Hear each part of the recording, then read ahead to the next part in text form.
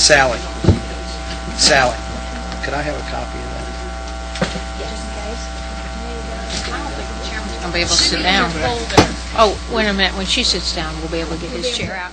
I was going to say, I don't think he's going to be able to get in. I don't mind sitting close to Tim. Yeah. Y'all snuggle.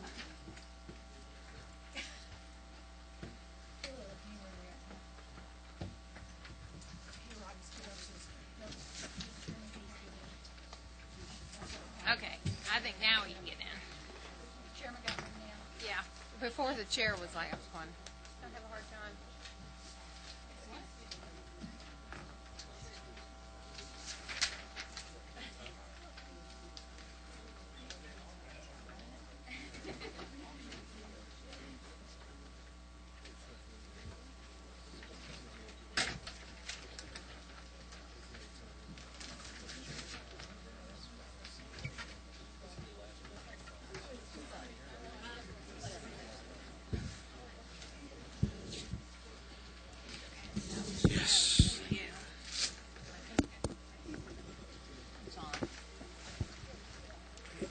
I'm going to call this meeting to order.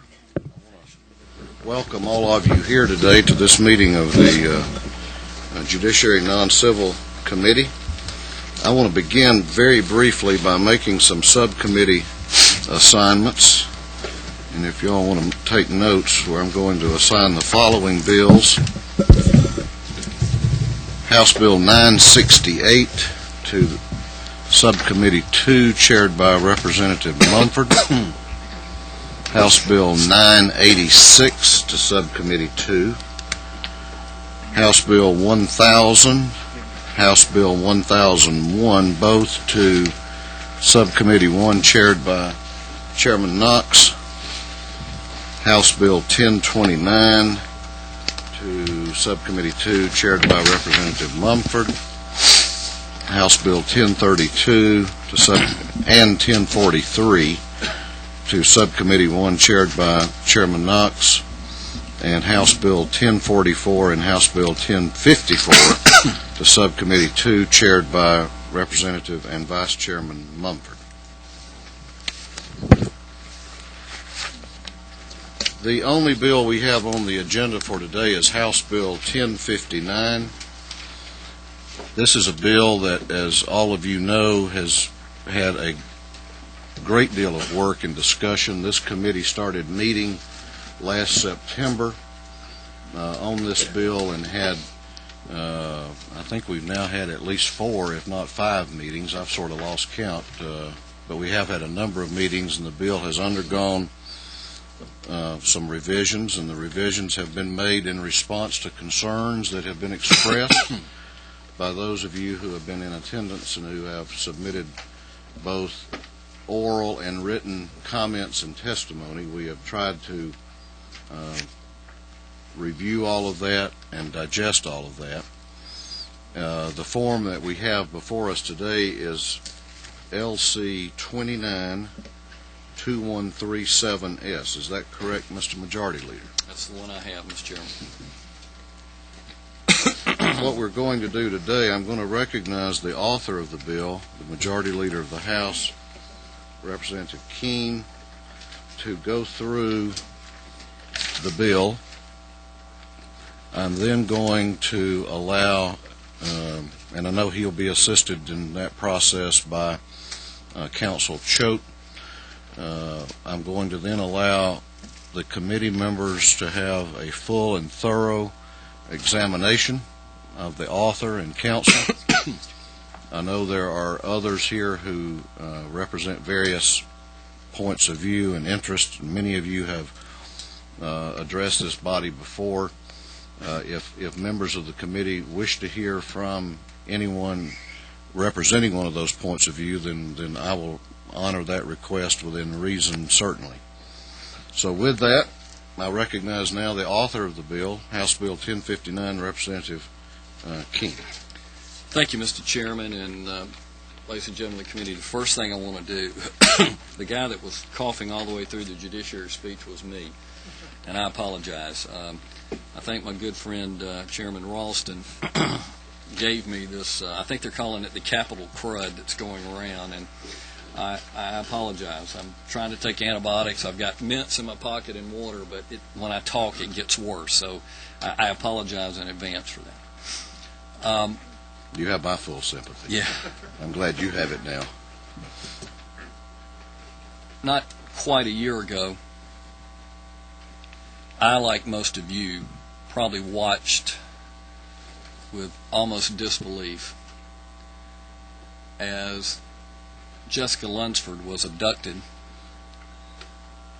sexually molested by a repeat sexual offender, and buried alive. Even though this crime was committed in the state of Florida, it ended here in Georgia with the arrest of Mr. Cooey. As a result of that case and subsequent cases, too numerous to mention here today, even as recent as last week, I believe, like many members who have come to me, and more importantly, like the citizens who've come to me from all over the state, that we need to do everything that we can do as a state to ensure that those people who will prey on our children and rob them, if not of their life, but their innocence, deserve the harshest and the strongest punishment we can. In addition to that, we want to make sure that we keep them as best as we can from repeating that same offense. That was the genesis of the bill before you. And that's the intent of the legislation. I want to first of all thank Chairman Ralston, who has been wonderful counsel to me. I'm looking at a room full of lawyers. I'm not an attorney. I respect what you do. My dad was a member of the law bar for 52 years in the state. I have great respect for that field. And, Mr. Chairman, your patience with me, your counsel to me, and your help in crafting this draft that we have before us today, I want you to know I sincerely appreciate. Many others have helped to do this as well. Obviously, General Counsel to the Speaker, Mr. Choate, Legislative Counsel, Mr. Travis, and others have been greatly helpful, and I'm sure many in this room around here have helped. Now, one of the things I've learned is that when you take on a subject matter of this magnitude, it is difficult, in fact, to please everyone. I've learned that the hard way. But I wanted you to hear the intent. I've listened to the changes up until yesterday, and then the last change was the Speaker, who I think most of you know, who is a great friend of mine, and who I not only personally admire, I respect his opinion, helped craft some of the final language. And with his experience, I yielded to him. And I know he's here, Mr. Chairman. I'm going to yield my time to let the Speaker. But I just wanted to say, first of all, thank you to all of you. And as soon as the Speaker finishes, I'll be glad to continue. Okay. It's an honor for us to have the Speaker with us today. Speaker, if you want to come around to the middle microphone and maybe trade places with... this is fine. Okay. I know it's just a tad out of order for me to do this, but it's rare that I spend this much time reading legislation and working on it from start to finish. And I know you know the history of how this came about, but it started with the little girl Jessica Lunsford down in Florida last year, who was buried alive by what we now know to be was a known sexual predator. Had been released. And when that came up, Jerry and I started talking about what we could do in Georgia, because we wanted to send the strongest signal that anybody had ever seen in this country. No child should ever be abused. But my God, buried alive after being molested, there's not enough punishment that we can heap upon that person or anybody else that does that. And so we started looking at what we could do to send a strong signal. And we started looking all across the country to come up with what we thought would be one of, if not the strongest, set of laws to protect the children of Georgia from these people. We call them predators, child molesters, whatever you want to call them. And that's what this bill sets about to do, to put people in jail for a very, very long time for doing deviant and heinous crimes, and secondarily, if and when they get out, to monitor them long term. That's what the bill does. Now, I went through the latest version of this bill this weekend, and candidly, some of you guys, let's make sure we make this clear. I have defended people who have been charged with these offenses. I've been a lawyer for 21 years, and I read some of this, and I said, some of this went a little too far, and it needed to be moderated because of the way references are to other sections. And I met with my friend Jerry Keenan and said, Jerry, this is good work, but boy, some of this stuff is too far. Because one of our jobs is to take care of the people of the state, but it's to do it with moderation and to remember what we're doing. So I asked him to make some changes, and we looked at it carefully, and those changes have now been made, and I think the bill is now a better bill. It is still a tough set of rules, and is still tough punishment for crimes that are out there. But if we're going to be strong on this, this is how to do it. And if we want to send a message across Georgia, this is how to do it, and across this country. We are going to, I don't know if the word stop is the right word. We're going to do our best to stop the heinous acts that are occurring across this country. And if we don't stop them, we're going to put you in jail for a long, long time. And maybe, just maybe, we will protect a lot more of Georgia's children. And that's what this bill does. That's my spin on this. If you start asking me questions about pages and lines, I'll do my best to answer those from a legal perspective. But there's other lawyers that are much more capable than me to do this, and candidly, I don't practice much law anymore. You guys know what I mean. And the longer you're here, the less law you practice. But I feel like it's a good, strong bill. I'm sure that there's things that you can go through to make it better, and I'm here to simply say to you, I support this wholeheartedly. I hope this committee will. And I'm not down here telling you what to do. I'll be glad to engage in dialogue to make this better. This is not a directive. This is me from my heart telling you, I think we need to do something. I think this goes a long way to doing it. I think this is a good proposal and good policy for this state to enact. Thank you, Mr. Speaker. I'll be glad to answer any questions if you want me to. That would be up to you. We haven't really started going through the bill yet. We were just in the introductory phase. And I'd like to sit here with y'all for about 2 or 3 hours and do that, because I've sat in this room many times and taken these bills apart, and I suspect that's what y'all are about to do. I suspect you're right. Y'all leave it in some form that makes the statement that we need to make. But are there any general questions, Mr. Chairman? With permission of you, Mr. Speaker, and Leader Keene, we'll suspend here for a moment. If any members of the committee have a question of Speaker Richardson, I know his time is valuable. If he's inviting them, general question. No parliamentary inquiries. No parliamentary inquiries. Representative Mangum. Mr. Speaker, may I interrupt you? But don't forget to turn your microphone on before, and then turn it off after you finish the question.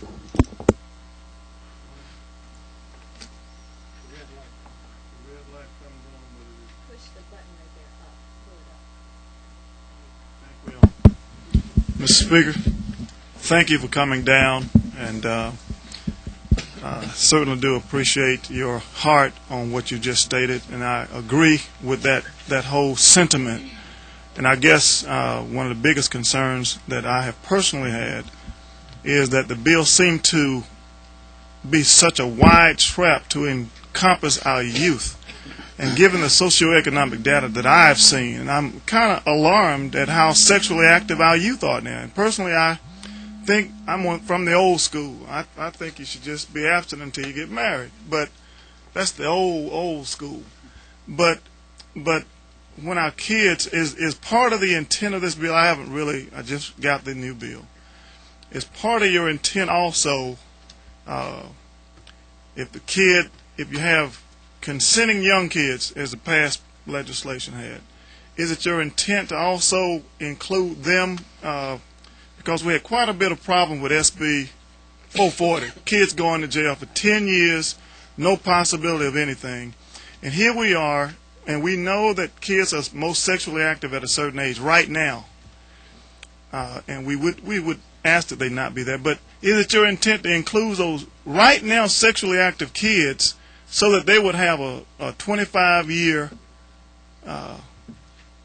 confinement in the prisons of Georgia to cost us, I think it's $1 million just to keep them in jail for 25 years? The answer is no, that's not our intent. Mr. Keene will speak to this. The bill has been perfected so as to exclude people with certain age ranges. I think that you're targeting 14, 15, 16, 17-year-olds within 3 years. That is the intent of the bill. It's not our intent to entrap teenagers or young people who think they're consenting amongst themselves. It is our intention to make sure that when you get beyond that age range, you get an 18 or 19-year-old with a 13-year-old, that is not consensual action, and we have to draw the line somewhere. But it's no one's intent, and no one wants to capture teenagers who may have just made an error in judgment rather than committed a crime. Chairman Bordeaux. Thank you, Mr. Chairman. Mr. Speaker, Mr. Keene, Mr. Chairman, I appreciate, first of all, you all taking the serious approach to this that you have and introducing a bill, or at least having hearings on the bill in the off-season so that we could work through this. I appreciate you willing to compromise on this. I've looked around the room, and frankly, at this table, I don't see anybody here who doesn't want to be tough on child molestation, who puts up with it for one moment. My mother used to say that they ought to be buried under the jail, and I believe it. I have this question, and it's not about any specific language in the bill. It's more of an approach. I've talked to some child advocates, people involved in child advocacy in Savannah, where I represent, about at least earlier versions of the bill. And it's a question about the approach that we're having. In this legislation, we're coming down really, really hard on child molesters. We're sentencing them to a great deal of time in prison, trying to make it sure that they are tied up for life in many instances. Some of the child advocates in Savannah have talked to me about this and said they are concerned about that approach in terms of making sure that child molesters get prosecuted and get imprisoned. Because it's basically a weighing. This isn't the only area where we have to weigh this. We have to weigh it in any instance where we've got mandatory minimums or raising the time in prison. Is it better to have X% of the molesters imprisoned for a long period of time and let some go free because they're not going to be prosecuted? Or is it better to prosecute more and have them in prison for a shorter length of time? The reason I believe some of them won't be prosecuted under this is simply because if I'm a defendant in a case and I know that if I'm convicted I'm going away for life, I'm less likely to plead. So I'm more likely to insist upon a trial, which, especially in a child molestation case where it is so traumatic, the trauma to the child is one of the reasons the penalty is so high, where oftentimes that trauma is increased because of going to trial. Sometimes the victim in a molestation case will not testify, and therefore there can be no prosecution, or oftentimes there cannot be a prosecution. Sometimes the family of the victim won't allow them to testify. And I think there's the danger of increasing the lack of prosecution where the penalties are made so high. Could you address that? And I think it's a legitimate concern about this and some other bills. I think it's a fair question. Anytime you increase the punishment for a crime, you risk defendants and, frankly, defense attorneys instantly saying, well, you've made it so hard, we'll just try them all. I have heard that through my legislative career for 10 years, And while it has occurred on occasion, I don't think that has been the rule, because what our law enforcement has gotten better at prosecuting crimes and getting the evidence of people. I think that has not proved to be correct. But if it does, I'm going to say so be it. If they want a trial, they get a trial. They're entitled to one anyway. But here's what the balance is. The balance is when you've got these people, and from what I've read and the experts I've listened to, is we're not rehabilitating people who are sexual molesters. People who molest children can't change. There was a program on this weekend, I think Mr. Keene probably referenced, where they talked to interviewed people, and they said, what will you do when you get out? Will you do it again? And the convicted sexual molester said, yes, I will. And so since we know that, I think the trade-off is, if a few cases that have to be tried aren't, in exchange for we're keeping people in jail that we know are going to repeat this cycle, I think it's worth it, because what's happening is all the data suggests that these crimes start off as smaller crimes and build to the more heinous crimes, to really abusing a child or burying them alive. And so we're going to punish them severely to start with, and we may not change them. But remember what else we're going to do. When they finally get out, we're going to monitor them. And I think that this is a good solution, and it's a policy decision. This is one of those, Representative Bordeaux, that I can hear your position. I know there will be a few cases that don't want to be tried, and that's why Representative Keene, in this final draft, has a one possible escape clause that will allow, under some really limited circumstances, if it's a first offense, if they meet certain standards, and if the victim consents, that the judge can alter the sentence and probate it. It's one tiny exception to allow for those few cases where it comes up, but it'll be a rarity. But there are cases, as you all know, where the victim doesn't want to testify. And if it's a first offense, the victim doesn't want to testify, and if the person meets the requirements, there's an escape clause put in there to let the judge suspend or stay or probate part of the sentence.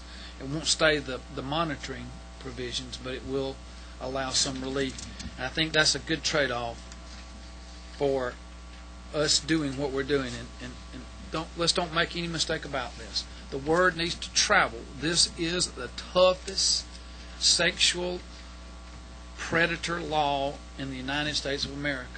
So if you're in earshot, if you hear this anywhere in Georgia, don't do it. Leave the state of Georgia, because we're going to put you in jail for a long time. And I think we need to be clear on that message. And I hope I answer your question. It is a balance. It's a tough balance. There are arguments made on both sides. In the end, I think this is the right course of action to take, notwithstanding what other people may say. We're the policy makers, and we decide if we're going to change policy in Georgia or not. I think it's time to change the policy. I appreciate your response. Thank you. Thank you. I know the speaker's time is limited. I'm going to take one more question. Representative Stuckey-Benfield. Thank you, Mr. Chairman, and I want to thank the Majority Leader and the Speaker for being here. I know you put a lot of work on this very important bill. Welcome the Speaker back to Judiciary. We've spent many hours in this room. I'm a little overwhelmed by the bill. We just got it, and it's 37 pages long, and it's wide sweeping, and so I wish we'd had a little more time to review it, because I understand we'll probably take action on it today. Correct. So I do have a couple of questions. One of my concerns has been the first offender treatment. I think in some cases of low-level offenses, first offender treatment can be an appropriate sentence. And I'm not clear what's going on with the first offender in the new version. I was familiar with the early version. On page 34, I see on line 36, first offender treatment is not allowed for sexual offenses. Sexual offense defined in Code Section 1710 6.2. And I looked in the code and it's not there, and I see there's a new section created, and that's referring to a level 1 risk, which is a low-level offense risk, and a low recidivism risk, which might be appropriate for first offender treatment. So I have two questions. One is, what was the rationale that went into prohibiting first offender treatment even in the low levels? And two, if there could be some explanation of the new levels that are being created, because this is a complete change from existing law to create these levels of risk for sex offenses. I would say it was good to be back in Judiciary. It's good to be back with the people on Judiciary.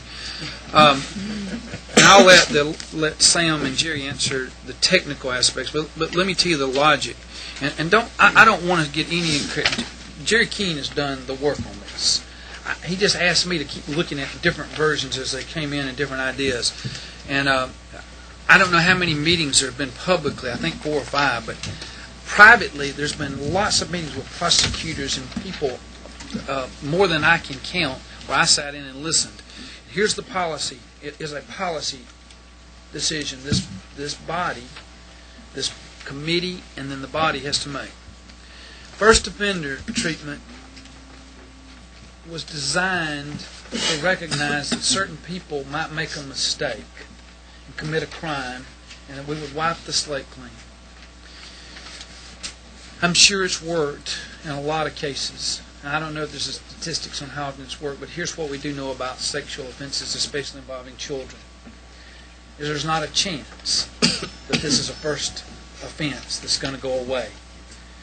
These people have a problem that they can't get over, and we as a state are not going to allow it to be swept under the rug, and we're not going to take a chance that somebody's going to take first offender treatment on an offense involving a sexual exploitation or molestation of a child, and it's not going to be done. That is a policy decision. You have to decide if you want to do that or don't want to do that. I suggest to you, in light of the year 2006 and what we now know of people that tend to want to repeat, that it's a good time not to have first offender status for sexual crimes as are set forth in this bill. There's that limited exception that allows for an escape, but I don't believe it allows for first offender. No, that's right. It does not. Just probation. It allows a probation, but it would be an adjudication. And anyhow, I won't speak to the success of first offender. I know people that have pled under first offender. They're typically crimes where people made a mistake, and I just don't think these are mistake crimes. Sexual offenses against children are not mistake crimes.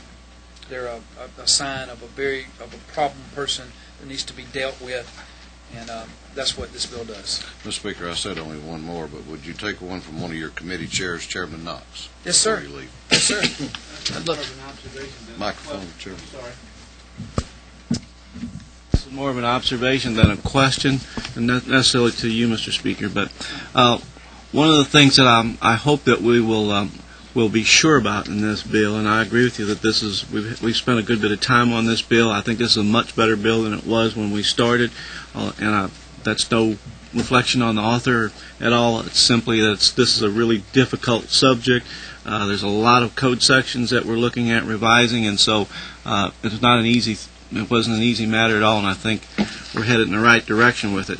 One of the things that I'm concerned about, however, is that I'm hoping that we have in here, that we're sure that we have in here some sort of or that it admits anyhow some sort of an operative type mechanism that helps us identify, or that the bill will be able to identify and segregate those offenders, and I'll call them sexual offenders, as opposed to a sexual predator. And I think there's a difference in those.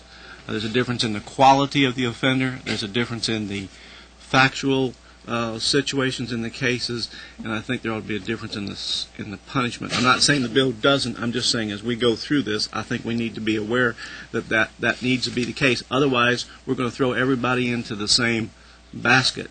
And there's some support for saying let's just kill them all and let God separate them out. But I'm not sure we want to do that. And when we're trying our best to come up with not only a tough law, but also one that's effective and speaks to the realities of the factual situation that you often see. And the factual situation you often see is that some of these, or a lot of these offenses, are by people who may not reoffend again. Typical situation where it's in the family. and I think the statistics show that those are not people that are going to offend with strangers, as we had in Florida, where you have a real sexual predator who seeks out children that they're not related to and seeks to do harm to those for their own ends, whatever they might be. So I'm hoping that we'll concentrate on trying to address that as we go through the discussion on this bill. And I guess the best parallel to it, I think, that I can make with respect to this issue is the situation with a murder. And we all, the popular view is that a murder is a murder is a murder, and a murder is, more likely going to be somebody that kills somebody, because they're mean, nasty people. And oftentimes what we find out is that the facts of the case are that a murder is done in the heat of the moment, a lot of the time, and that wouldn't happen again. There are some people who will repeat that offense. So I think we need to be sure we're identifying those in this bill with respect to sexual offense as opposed to sexual predators, who typically are people who are, that's their main job in life, is to go find somebody to satisfy themselves with. And so I hope that we'll concentrate on that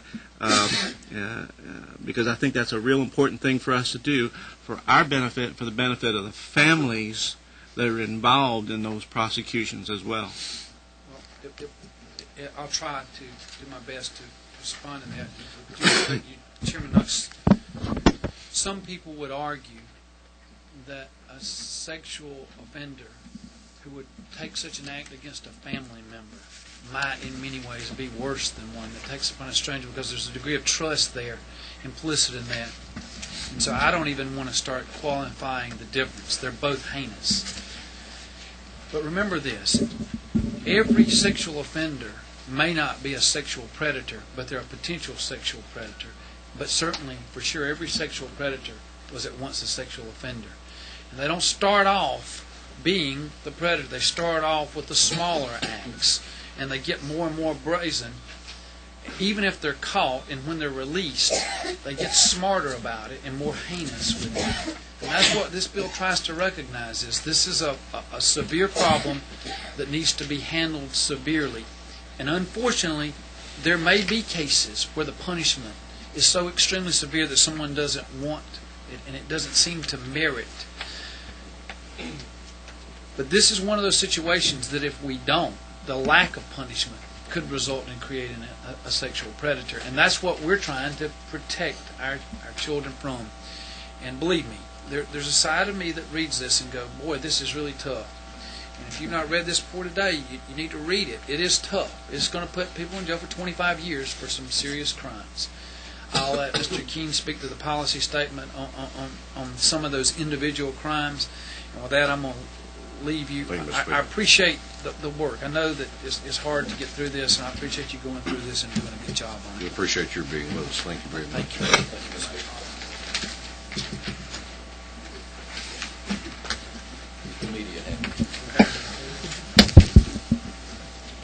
Continue. Majority Leader King. Thank you, Mr. Chairman. Just to follow up briefly on those comments, which not only do I appreciate, I understand, because we've been going through this. I want the members of this committee to understand, in spite of the Speaker's kind words, that there is no pride of authorship here. This was just an issue that, candidly, after the Jessica Lunsford case, we had several members come and said, what are we going to do? How are we going to do this? And so, because of the tough nature of this type of bill, the Speaker asked me to take it on, and I did. And I knew going in, eyes wide open, what I was getting into. I knew the difficulty of the subject. I knew all the special interest groups, the advocacy groups. I knew all what was going to happen. But I believe, as I think everyone in this room does, that it's an issue we have to do something about. And sooner or later, as an elected body, we've got to make a policy statement, as the Speaker said. And we may disagree on certain aspects of policy.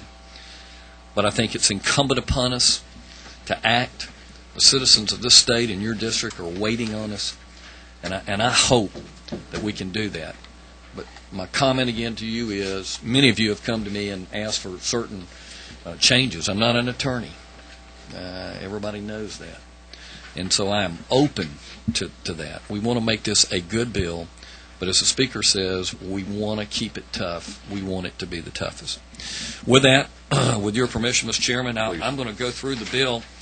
Now, when the attorneys start questioning, I'm going to depend very heavily on counsel to answer all those technical questions, and where I can, if there's a policy issue, and while we did that, I'll certainly chirp in when possible.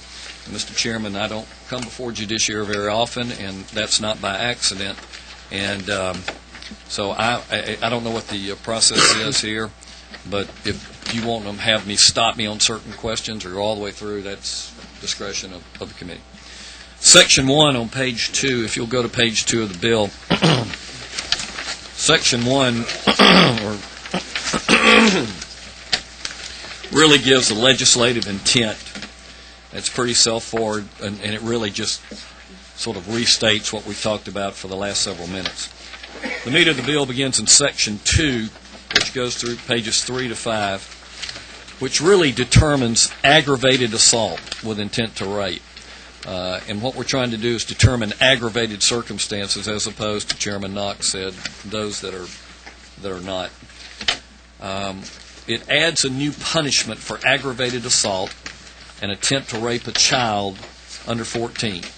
This will see 25 to 50 years of incarceration and a mandatory minimum jail time for those who would attempt to rape a child under the age of 14. The offender will also be subject to the mandatory split sentencing provisions of a new code section, 17-10-6.2. And again, I will let counsel, Mr. Chairman, if there are questions on that section as we go through, is that the way you want to do it? Why don't we do that? I think due to the length of the bill,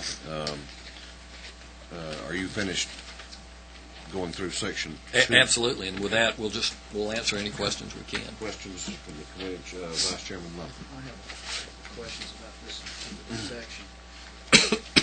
It's my understanding that by adding J, you are creating a new offense of aggravated assault with intent to rape against a person under 14 years of age, and setting up a different penalty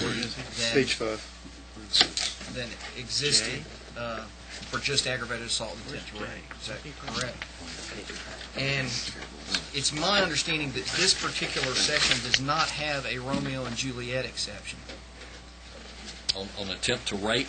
On an aggravated assault with intent to rape. In other words, if the offender is 15 years or 16 years old and is charged with this offense under this particular, and by the way, I didn't get this version until about 10 to 1, so I'm looking at the new version. Okay. But you could have a 17-year-old or a 16-year-old charged under this version, and there is no Romeo and Juliet clause. Is that correct? Counsel? Representative, that is correct. By the way, this provision has been in 3 prior versions of the bill, so this is not something that just came out this afternoon. The thought is that, addressing myself, if I can, to the questions Representative Mangrum brought up about consenting teenagers and not trying to cast the net so wide. There are Romeo and Juliet provisions in the bill that take into consideration the actions that teenagers will take between the ages of 14 and 18. However, it was the thought of the drafter that aggravated assault with intent to rape is neither a consensual nor an innocent crime. And I can only refer you to a conversation I had with a district attorney in Effingham County who called up and said, be sure and understand that we have 16 and 17-year-old sexual predators in this state. So the thinking was that if a 16 or 17-year-old is creating the crime of aggravated assault with intent to rape someone under the age of 14, that we have a problem on our hands that needs to be treated like a problem and not like a youthful indiscretion. And you considered the fact that aggravated assault could be committed without a weapon? Yes, sir, we did, because that's the law currently. I would also point out that the punishment provision is subject to 1710-6.2. Now, there is a new provision in 1710-6.2 that the Speaker alluded to. So if, for example, you had a 16 or 17-year-old who was charged and convicted of this particular crime, and that 16 or 17-year-old had no prior record, and presented evidence that he was a level 1 or level 2, that is a slight or moderate risk for recidivism, and the victim consented, then probation would be appropriate. However, due to the nature of the crime, that person would be subject to the sexual registry for the rest of their life. And they would also be subject if the victim did not consent. In other words, you're placing that decision not in the hands of the judiciary or even a prosecuting attorney. It's in the hands of the victim to determine whether or not you're subject to 25 to 50 years in prison. I think the policy decision was that the victim should be a participant in that, and that if the victim cooperates or doesn't cooperate, that should be a mitigating or extenuating circumstance, either to allow probation or to not allow probation. There seemed to be some sense from victim rights advocates that victims aren't always involved in these situations. So if we're going to create an exception for people who commit crimes like aggravated assault with intent to rape, then we want to make sure that the victim is a participant in the decision on a one-time basis for someone who's not been a previous offender to be probated. Could you direct me to 1710-6.2 in the new bill? I haven't had a chance to look at that. I believe it is page 16. It begins on the bottom of page 16, goes over to 17. The provision I'm talking about is on page 18, beginning at line 5.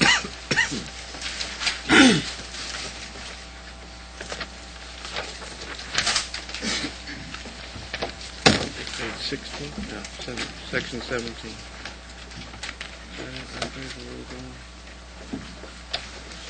What page is it? 18. Does aggravated assault in this state require any injury to the victim?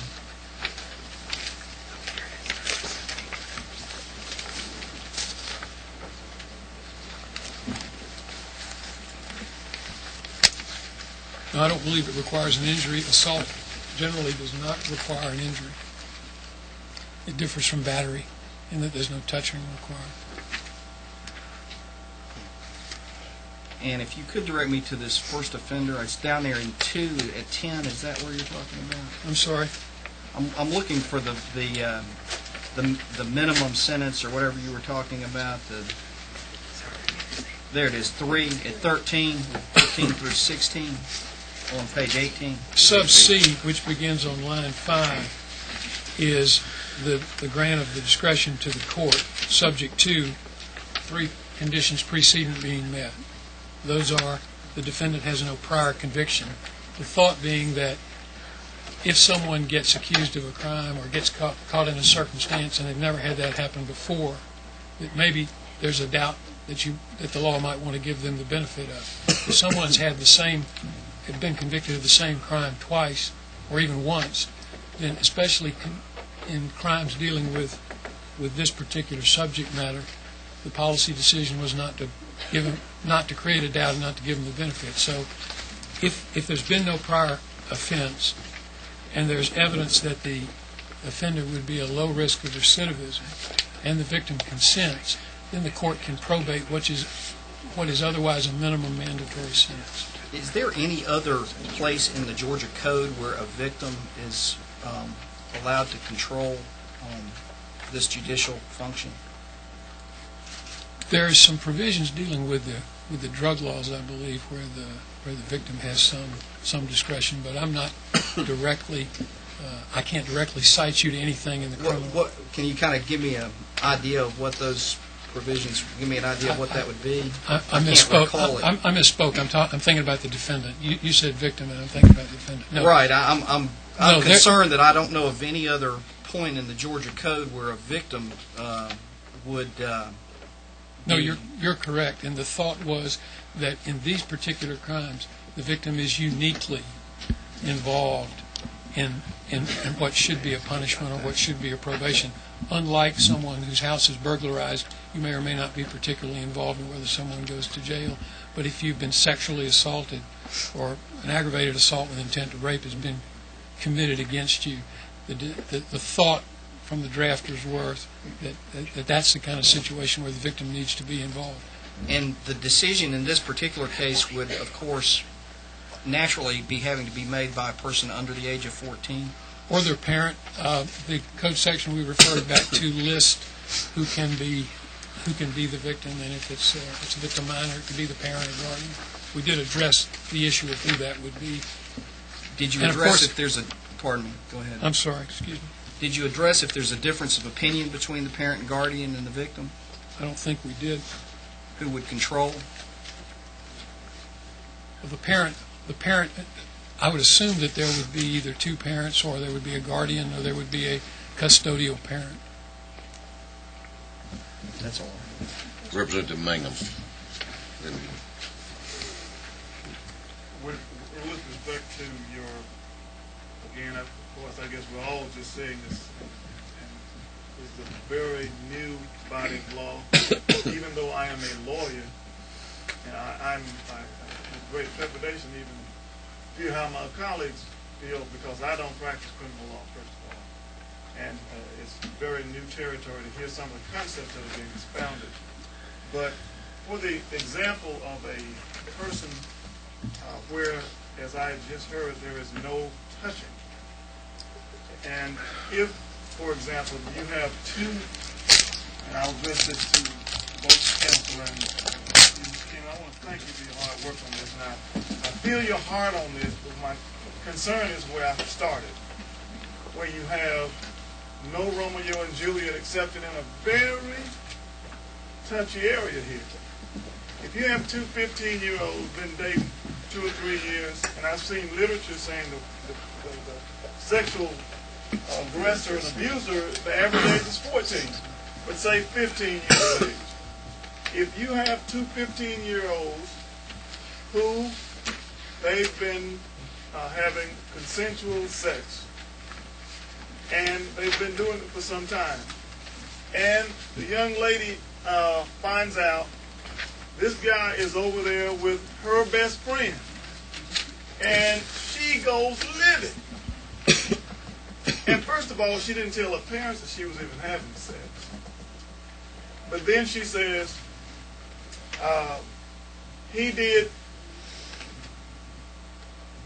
assault me, or even if they got into a fight over this young lady, even if she was the aggressor, but then she says, well, he did this, this, and this, which would amount to aggravated assault.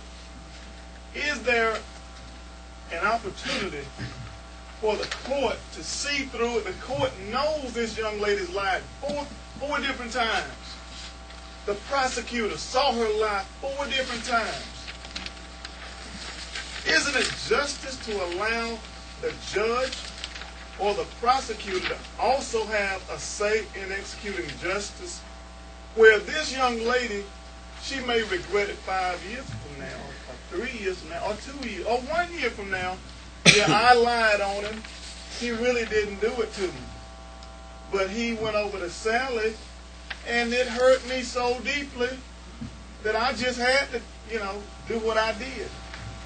But my concern is, in that instance, are you intending to take away the duly elected judge, Superior Court judge, elected by the whole circuit, and the prosecutor, who makes their living trying to make a name locking away guys, but it's the prosecutors. We got some great prosecutors in there, I want you to know that, who says, I know this young lady was lying through her teeth. I just called in 3 lies. But here she is. If she refuses to consent, are you saying that young man who's 15 years of age must go to jail for a minimum 25 years? Is that what you intend to do here today? In your example will not be covered by the code section, because this only applies to under 14. So it's only for children under 14, not to 15-year-olds, not a 15-year-old and a 14-year-old, not a 16 and a 17-year-old. If they're engaged in what is currently called statutory rape, or if they're engaged in what is currently called sodomy, or if they're engaged in what is now called aggravated child molestation, but the only aggravating circumstance is sodomy, and if the victim is 14, the perpetrator is no more than 17, or the victim is 15, the perpetrator is no more than 18, then it's treated as a misdemeanor. They're not subject to the sexual offender registry. They're not subject to a minimum mandatory punishment. This only applies to 13-year-olds who are under 14-year-old children against whom the crime of aggravated assault with intent to rape.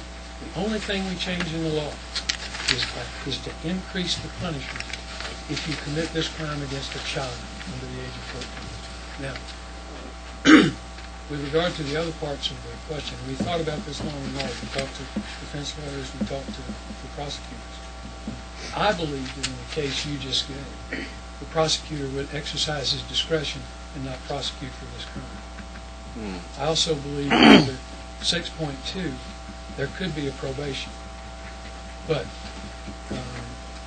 this only applies to under 14. And I don't know where you stop it. You have to be sort of arbitrary. But under 14 seem to be a child. 14 and above seem to be not an adult, but certainly heading toward adulthood. So that's the theory behind the change in this particular code. So, to be clear, in that, there is a slight difference there, but when you say two 13-year-olds who should not be having sex in the first place, but they are having sex, and the little 13-year-old girl says, he did it. Are you saying that someone who is not allowed by law to give consent, now must give consent, keep the little 13-year-old kid? You're telling me a 13-year-old kid is going to stay in jail for 25 years, or are you applying it to someone that's 4 years older than that 13-year-old? Is there a distinction between two 13-year-olds? Two 13-year-old kids. Are you saying that the 13-year-old kid will go to, and you've already labeled that person, and you already have scientific data to say he's worthless, he cannot contribute to society, we're going to put this 13-year-old kid in jail for 25 years? It's more of a policy decision, I guess, but is that your intent? No, and I think that if you drop below 14 and begin to talk about 13-year-olds, we seem to hear from the prosecuting community and from the defense community that those sorts of transactions are generally handled in the juvenile court. And even if the district attorney initially charges under a felony that would be handled by the superior court, defense attorneys would then move to have it transferred into the juvenile system. I suspect that's where that would be handled. But I also want to point out to you, once again, the district attorneys tell us this.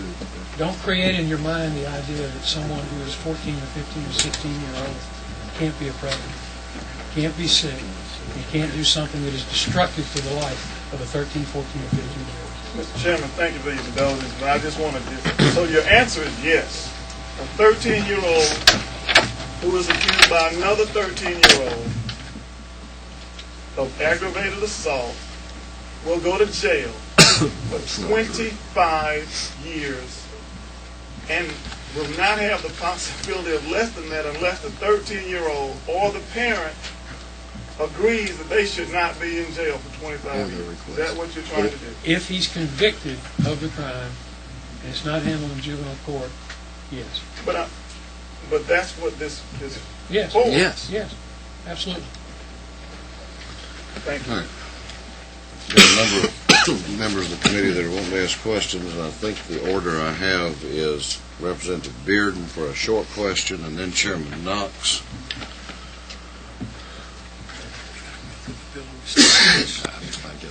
Just going to counsel, I was just going to point this out, and I believe it's under page 7, Code Section D, line 15. It's pretty much covering this area that we've been discussing about the victim, talking about being under, correct me if I'm wrong, if the victim is 13 or younger, or the victim is 14 or 15, there's 3 years difference, and it's only a misdemeanor. Because we've heard a couple of times 15, 25 years, that area. I just want to kind of point that out. Isn't that the area that we're being covered under? Yes. And the main point of this is 16, 17, aggravated assault or raping a child under 14. That's what we're looking at on the sentence, only 25 years. The increase in the penalty is a recognition of victims who are under the age of 14. When the perpetrator is under the age of 14, those are generally, if not exclusively, handled in the juvenile system. And if it's handled in the juvenile system, then they wouldn't be subject to the penalties, nor would they be subject to the registration requirements. And the new registration law specifically excludes any juvenile action that is taken, or if a case is transferred to juvenile. What you're pointing out to is something that is new to the code and a recognition of the issue that Representative Mangrum brought up, and that is that heretofore the only code section that has provided what we call a Romeo and Juliet exception has been statutory rape. This bill extends that to sodomy and in some cases aggravated child molestation and child molestation, where those acts occur between teenagers in a consensual environment. So there's been an effort to recognize that those are different than actions against children under the age of 14. And that's why I just want to point out, because I've heard twice in the Romeo and Juliet clause, and it's actually in here, and if there are two kids making a mistake, then it's taken care of under misdemeanor. But if we got a child being raped, then we got the 25 years where it should be. Yes, sir, that's right. Thank you. We think so. Chairman Knox, and I know people are raising their hands, I'm just writing you down in order. So Chairman Knox was next. Thank you, Mr. Chairman. I'm not going to address that particular code provision, but I'm concerned about the issue of the victim having veto power in connection with the sentencing. And I know it's, victims' witnesses' statements have been around for a while, but even in jury trials, it's in Georgia, it's exclusively within the purview of the judge that sentencing is imposed. He's the only one who has authority to impose a sentence. I'm wondering if there's a problem with having the victim have some veto power over what sentence the judge imposes. Am I misunderstanding this? Well, in answer to the question that Representative Mumford asked that I didn't have the answer on the tip of my tongue, I apologize. Currently, victims have the right to express an opinion with regard to the sentence negotiations or participation in pretrial or post-conviction diversion programs. That's in 17.711 of the code. I think there was a thought that with regard to a sexual crime, that if in fact the system has caught someone who perhaps needs some consideration, that in those circumstances the victim is more likely to cooperate. And the only way to know whether the victim is cooperating or whether the victim is being coerced and left out of the process by the prosecuting attorneys is to make the victim an integral part of the process. So that if the victim has in fact been victimized and in fact does not want this person to be probate, then the victim ought to be able to say that. And the only disadvantage to that is that the state has to prove his case and the defendant gets to present his defense. But if it is a situation where leniency or some additional consideration on the part of the court is required, that these are crimes where the victim is uniquely a part of the process and should be a part of that determination. We already have a victim's impact statement, though, that the judge can take into consideration as part of his sentencing. But I think that's a different character of involvement by the witness than this is. And if you could help me with this, I'm not sure exactly where that is, where we put that in this section about the victim having the that the sentence can be imposed with the consent of the victim. It's on page 18. Okay, I was looking for it and I lost it after I started. Where is that in it's the? On line 13. Line 13. Okay. It's a part of subsection C of new 17-10-6.2, and these are essentially conditions preceding. Okay. Well, I see that, and I understand what the thinking is and what the intent is, but I'm still thinking that if the victim has, whether it's for good or for ill, I mean, it could be for leniency that the victim says, no, judge, I don't want you to give him 25 years, or no, judge, I don't want you to give him any probation. It sounds to me like in this that what we're saying here is that the consent of the victim is required for the judge to enter or to grant either one of those conditions, whichever they might be. Yes. Am I correct about Yes. that? Okay. And I'm not sure how you do that constitutionally. I just don't think you can do that in Georgia under the current scheme of the judge being the sole authority as far as sentencing is concerned. I mean, he has to follow whatever the law is with respect to the sentences that he can impose, but that's a different matter than whether a person who's not a judge and not... I mean, you just got to be a judge to impose a sentence. The prosecutor can't do that. The prosecutor say, I'd like for you to give him, 150 years, judge, but the judge is the one that gets to decide that. He doesn't have to have the consent of the prosecutor or the defendant or the defense attorney or the sheriff or anybody else. And so this is something new, I think, that we've got in here that I think could be a problem. Maybe Ledge Counsel's got an insight in it that I'm missing. But with all due respect, I've worked with Ledge Counsel on this particular issue.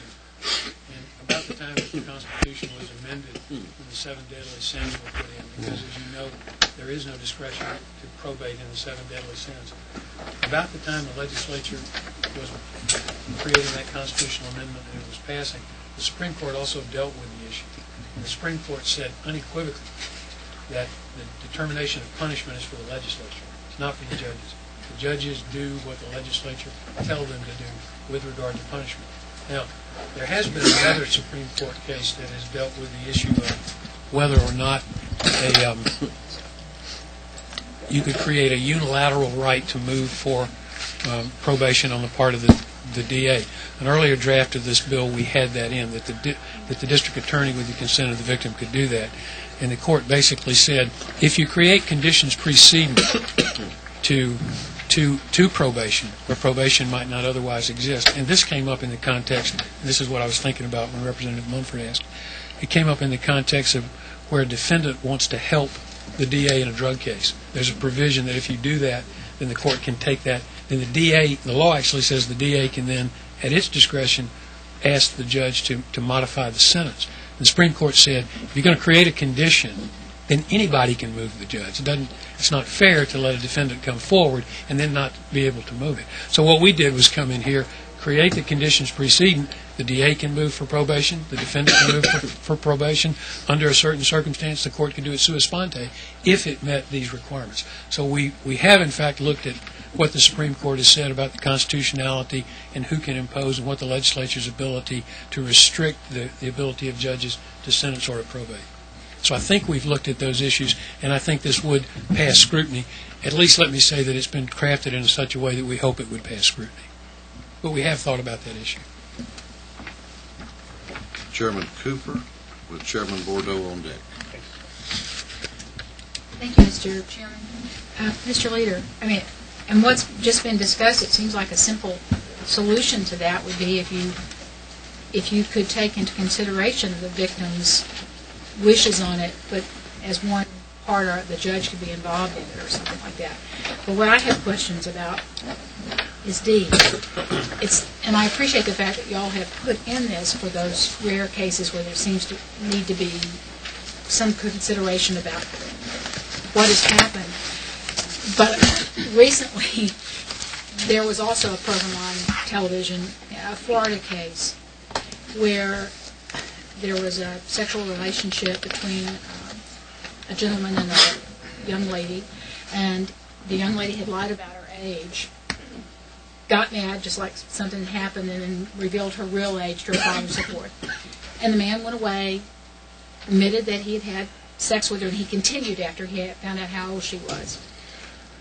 But then showed up on the sexual offender registry forever and said that he couldn't get a job, he was thinking about leaving the United States because it had totally ruined his life forever. So I'm curious about the fact we seem to be giving people a chance here, and I appreciate that. But then by putting them on the sexual offenders registry forever, it seems to take away that chance. And by marking them for life. And I was wondering the thinking behind that, or So I'm not sure of the circumstance you're talking about. well, but I mean, it's not. What I'm saying is If you're that talking about a 21-year-old and a 13-year-old or something of that nature. But let me speak to the policy issue. Because sooner or later, you and I'm not, is that me?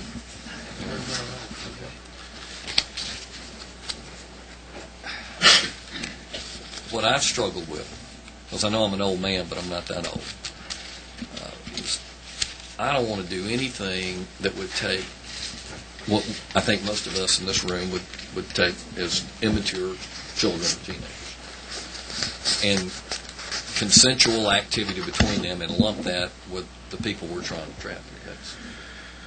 I said that day one when we started this process.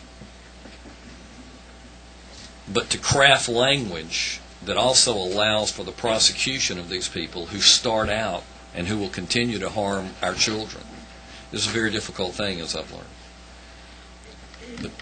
But I think what we have to do sooner or later is understand that whether we govern by exception or rule, and I've asked counsel, legislative counsel, the Speaker, Chairman Ralston, to help me in that. How do we craft and get around that? And that's what you see in front of you, is sort of a cumulative act. But at the same time, you know, to your instance of if it's a 25-year-old and a 13-year-old, I'm going to tell you, and maybe you and I disagree on this, I consider that criminal behavior. no, we don't disagree, Mr. Leader. And so I would say, you know, we live in another era. I think Representative Manga pointed out, I think correctly, there is considerably more sexual activity among our youth than there was certainly a long time ago when I was considered a youth. And I would hope that those who are considered adults, given the fact that we live in that today, need to be very careful. And if you understand what I'm saying, I'm trying to say tactful, but I would caution them to be very, very careful in their activity. But that's why we put under the age of 14. A person that is 13 years old or 12 years old, to me, and this is me, is different than two 15-year-olds, a 16-year-old, 17-year-old, but engaging in that same activity. Mr. Leader, apparently I used a bad example, and I will take that responsibility. Mr. Choate, can we look on page 18 and look at what we're talking with Sessions on? We're discussing lines 8 through 13 and that provision that the Speaker also talked about, that we put that one exception in to be used in cases where we think, how do I say it, that there is room to be, that maybe that person needs an extra chance, that it's circumstances that don't meet the other standard. And all I'm asking is, if we put that one exception in to be used in those very special cases, it seems that by putting D in, also that we sort of give them partial exception to it, but then by putting them on the sexual offender registry for the rest of their lives, we take most of it away. And well, Representative, let me address that issue, because one of the recent events in metropolitan Atlanta that is directly on point is the case of a gentleman by the name of Clark, who kidnapped a young woman, the mother of 2 children under the age of 5, abducted her at gunpoint, drove her SUV, was in a crash, she was killed. The defendant was Clark, but the young lady was Boyd. Mr. Boyd was on the sexual review. Mr. Clark was registered as a sex offender in what we think was an inadequate registration that's corrected by this particular bill. But he was also on probation for statutory rape. When he was 21 years old, he had sexual relations with his 15-year-old stepsister. And that's exactly the kind of situation that we hear psychologists and professionals talk about time and time and time again. What we want to call an innocent situation is really a precursor or a red flag and a warning. And that's just a current example. There are all sorts of examples. Now, under our bill, when Mr. Clark had been, because he was 21 and he had had sex with a 15-year-old, under our bill, the day that Ms. Boyd was kidnapped and killed, Mr. Clark would have been in jail. And that's where he should have been. So I guess the policy decision and the message is, if you're 21 years or older and you meet someone you don't know and they look young, you really do need to be sure of what their age is.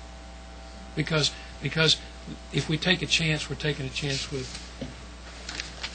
someone's wife who's filling up with gas, as Ms. Boyd was. We're missing the whole. I thought that he would have never, I certainly would have wanted him to get a certain course of punishment. I thought we were talking in this section, and what the speaker said, about special cases when they didn't seem to be people like him. Well, you get probated. This section allows you to get probated and not serve the minimum prison term. But if you're convicted of a sexual offense that's listed in the prior part of the section, the policy is that you should be on the sexual offense registry, because we don't know when the mood's going to grab you again, so to speak. We can't predict. And something that appears innocent in this context, we've learned, can be a precursor for something much more dangerous and much more horrific. So we're going to keep track of folks. And yes, it is an inconvenience, I would guess, to be on the sexual offense registry, but it's much more inconvenient for a sheriff to have to go and tell someone that their wife's been murdered by someone who probably should have been in jail. That's the policy. That's where it came from. This allows a first offender who's got a low risk of recidivism, when the victim consents, to be probated, but not to be off the sexual registry, and not to be evaluated, because they need to be evaluated. The person who looks innocent may turn out on evaluation to be a predator. Okay. I just want to make it clear. I guess I misunderstood what the speaker was saying about the one exception. I have a master's degree in psychiatric nursing. If they are true sexual offenders, Mr. Leader and Mr. Cho, I basically don't care what you do with them. I thought that what the speaker was referring to was that this was being put in just because some of our fears, and people in this committee that are lawyers and much more learned about the law than I am, and people that have expressed it, for that rare instance when it seems that there might be somebody lying in the case, and younger people and so forth, is that possible safety net.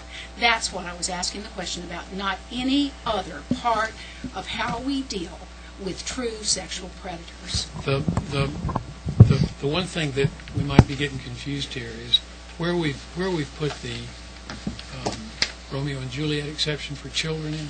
They won't be on the registry. They're off of it. So I'm sorry if there was a misunderstanding there. But what the speaker was addressing, and he said it, but he said it quickly, is just probation.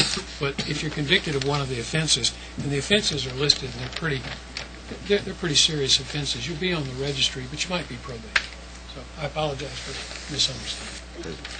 That help you? Chairman Bordeaux, to be followed by Representative Setzer. Thank you, Mr. Chairman. I'll try to be brief. I just have a couple of quick questions, I think. Could you all refer to page 5, the new language at the top there, lines 6 through 9? When we're talking about aggravated assault with intent to rape, is that only with intent to rape, or would that also include intent to commit statutory rape? And I'm not trying to, we are trying to draw fine legal distinctions here, but... Well, Go ahead. Yeah. Assault is a tort or a crime of intent. Right. Statutory rape is a crime of consent, but because of the age of the consenting, which I guess should be in quotes, then there is deemed a punishment. So I think no. The answer is no. I don't think, because this requires intent, mens rea, and statutory rape requires no intent. It's simply a statutory per se violation. All right. And that answers, so to come under subsection J there will still have to be the elements of rape, which would be to Yes, sir. take someone forcibly Yes, against sir. their will. Yes, sir. Yes, sir. That's Yes, what sir. I want. Then, and we've gotten over into page 18 with this issue of what Speaker Richardson brought up, of, in fact, some type of first offender. And I'm concerned, as some of the other members of this committee have expressed, about the victim consenting. And I don't want to get too far ahead of ourselves, because we were supposed to be discussing aggravated assault. But if I'm a criminal defendant, is there anything in this which prevents me from paying my victim to consent to me not going to prison for 25 years? I don't know that there's anything in this particular bill that would prohibit that.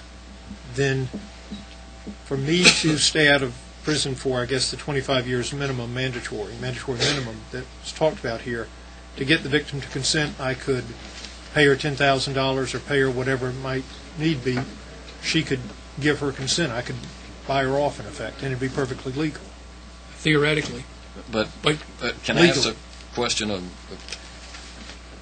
isn't that true of just about any criminal charge? I mean, if I'm charged with robbery or murder or something, I could, if somehow I could circumvent the process and get to a victim and say, I'll tell you what, I'll give you. Isn't that possible today? The crime is committed whether or not the victim consents to prosecute or not. Right. The issue here is this bill, this version of it anyway, carves out something that is evidently unique in Georgia law, and as far as I know any other law, that says that the victim holds the trump card in terms of whether these very draconian sentences are imposed. And to me, that, and it may be, if you want it to be public policy, that yes, you can pay a victim to give that consent. May I interject? Yes, sir. Would the victim not at that point, not prior to the consent, not be a witness? And I'm going to ask the district attorney back there. And if I'm in Douglas County and if I make that offer of payment, what you going to do to me? For what? But at this stage, and maybe we're talking about different stages. Still a witness. What if she files a lawsuit in the settlement? Mr. Board, But it's a question of, and I'm not trying to argue, I'm asking. can I suggest an answer? This particular provision comes into effect after conviction. However, we believe that it will be an effective tool for prosecutors and victims to work together to plea bargain in these situations. I would suggest to you that if someone has already been convicted of one of these particular crimes, that at that point in time the victim may or may not want to. If the victim has been forced to go through the process, maybe the victim won't. Maybe the victim will if the conviction has stood up. But what this is, one of the salutary intentions of this particular provision was that the victim and the prosecutor would have the ability to work in plea negotiations, something that appeared in prior drafts of the bill not to be available because there was no probation suggested. Remember, the original draft of the bill said once you're convicted, there's a minimum mandatory, the judge has no discretion, and I think constitutionally you can do that. The idea here was to create an ability for a first-time offender, someone who could prove themselves to be low-level risk, with the consent of the victim, to enter into a negotiation, because without that, you couldn't enter a plea and suggest to the court and have the court have the ability to probate. So this is as much a plea negotiation tool as it is anything else. It technically only comes into play after there's been a plea or a conviction. How is it all right for the prosecutor work with the victim as to what she's going to consent to or not, but it's not all right for the defendant. I think it is all right for the defendant. The district attorney out here suggested that bribing the defendant might not be appropriate, but certainly going to the defendant and working with the defendant and the victim. I'm sorry. Yeah, I think that we certainly see that as a possibility, especially if they know each other, especially in a situation where it's innocent. Because what we're trying to do is create an ability for the system to recognize at the prosecuting level that there might be extenuating circumstances and victims might want to cooperate. But if victims don't want to cooperate, then we don't want there to be this. So that's kind of the... Okay. One last question, if I may, Mr. Chairman. There has been stated from that side of the table several times now already about the sexual, I'm not sure how we're dividing it between sexual offender and sexual predator, but that the sexual offender is reportedly always on the road toward being a sexual predator. And I recognize your legal expertise, but I share some of the concerns Chairman Cooper expressed a moment ago. Has there been testimony at the earlier hearings? I was in Savannah for those hearings, I confess. But has there been testimony that that's always the case? If I might, the testimony that we've heard and the research we've done doesn't suggest that every sexual offender is or will be a sexual predator. What it suggests is we don't have any way of knowing except by evaluating. So what the bill contains is ramping up of responsibility on the Sexual Review Board. Currently, everyone convicted of a serious sexual offense is not reviewed by a board in Georgia. You're only reviewed if the Superior Court judge requests it. It seemed that the better policy was people convicted of a certain list of sort of dangerous things. That would not include statutory rape. It wouldn't include what maybe we can call statutory sodomy now. I don't know, but those sorts of misdemeanors or consenting teenagers. But if you're convicted of aggravated child molestation or enticing a child for indecent purposes or kidnapping a child under the age of 13, you're going to be reviewed by the board, and the board is going to determine whether you have a low or moderate risk for recidivism or whether they think you're a predator, which means you have a high risk of committing a similar crime again in the future. We don't think that... we believe, based on the research we've done, and House Research has done an awful lot, and we in our office have done a lot, that the only way to make even that educated guess is to have everyone who's shown a tendency to commit this sort of antisocial behavior evaluated by professionals. So that's what... And that, again, is why we don't exclude that from the... Even when we'll moderate the sentence with a potential probation, we're not going to let them escape from the review process because we think that would be irresponsible. Okay. Thank you very much. Thank you, Mr. Chairman. Representative Setzler, and then Vice Chairman Mumford. Thank you, Mr. Chairman. Majority Leader Keene, I very much appreciate you bringing the bill. I think this is an important statement. It's a leadership statement to make from Georgia. And I know your concern has been all along that we not have any unintended consequences in this bill. And that's what I think I hear the board, what I hear the committee addressing, kind of going through, make sure there's no things that can slip through the cracks. What I want to get a feel for, trying to stay on Section 2 and kind of go point by point through this. Being a non-attorney, I confess, as I read back in the beginning of the section, looking at the different elements of aggravated assault with intent to rape, I'd like, if we could just maybe open the process up a little bit among the committee and discuss a sort of target case. What does aggravated assault with attempt to rape typically look like? And what might a borderline case be where it might be less aggravated, or the classic borderline case that's always thrown in your face, hey, this shouldn't have, here's what the person did, they shouldn't have gotten the 25 years because it doesn't seem to fit, the penalty doesn't seem to fit the crime.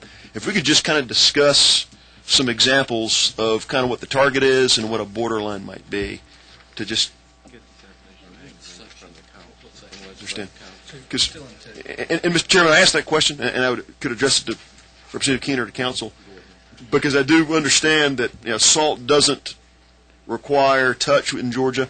I just want wiser legal minds than mine to kind of outline what this might look like. Well, Representative, I have no personal experience, but the crime of assault with intent to rape, I would suggest, and we're talking about under the age of 13, would involve someone who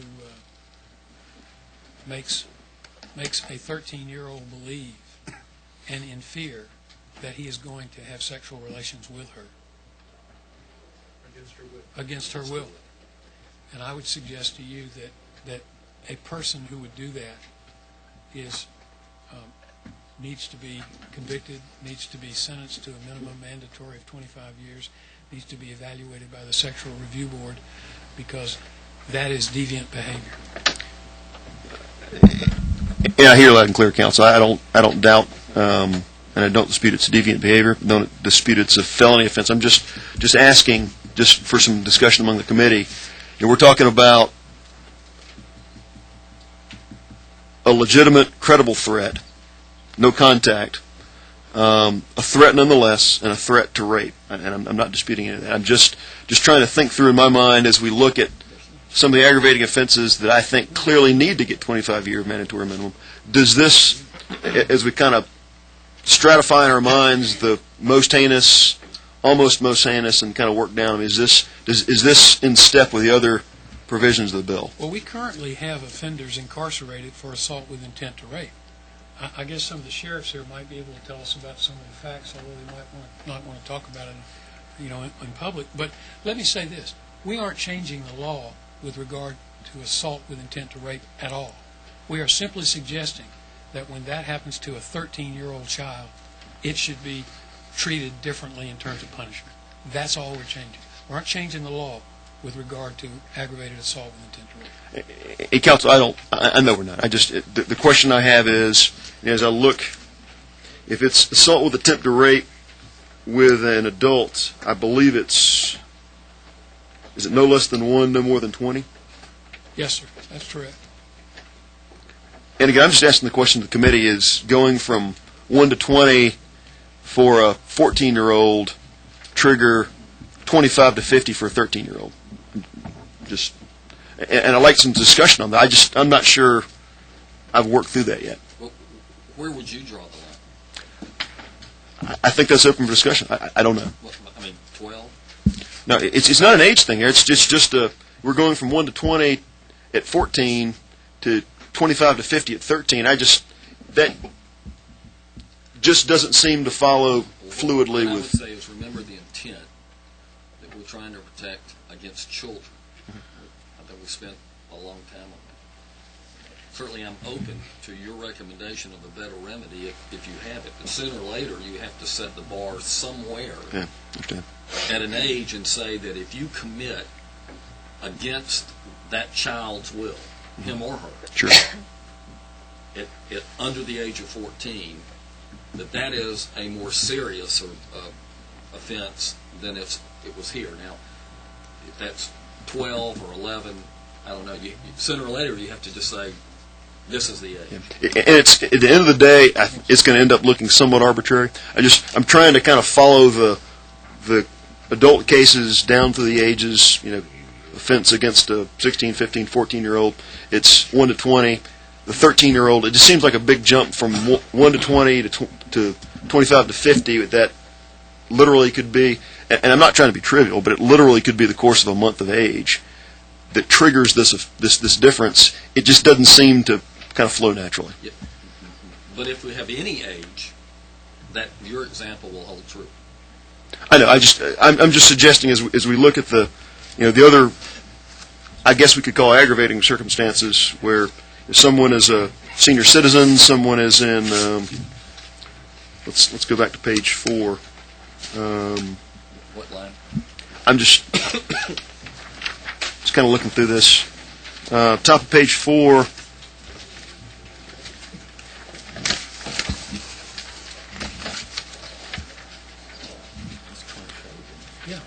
If there were no, I understand. I'm just kind of walking through current law. You look at 5 to 20, 3 to 20, and I don't have the answers. I'm just suggesting we're literally going from an offense committed against a 14-year-old of 1 to 20 to an offense committed against a 13-year-old of 25 to 50. That just seems out of step with the rest of the sections. I think it comes back, and the things you just pointed out are current law, and there's nothing in here that changes current law. And I'm not suggesting we do. Right. If we're going to say that these type of crimes against children are more severe, then the thing you struggle with is, what is a child, and at what age does it become more severe? Yeah. Now, I understand. So that's why I was saying, if you say 14 or 16 or 13 or 11, sooner or later, once you put that bar in there, then your example holds true. By 1 year or one. Sure. And I think clearly, we need to be, the minimum sentence needs to be north of these others. We need to be more than 3, 4. We can discuss that. I think it needs to be higher. Than the 1 to 20? Oh, yeah. And it needs to be higher than the 3 to 20 that you've got in some of these other, this over 65 citizen. But I think as we do that, you consider the offense, and I'm not minimizing the offense, but it is an offense where there's no physical contact. 5 to 30, I don't know.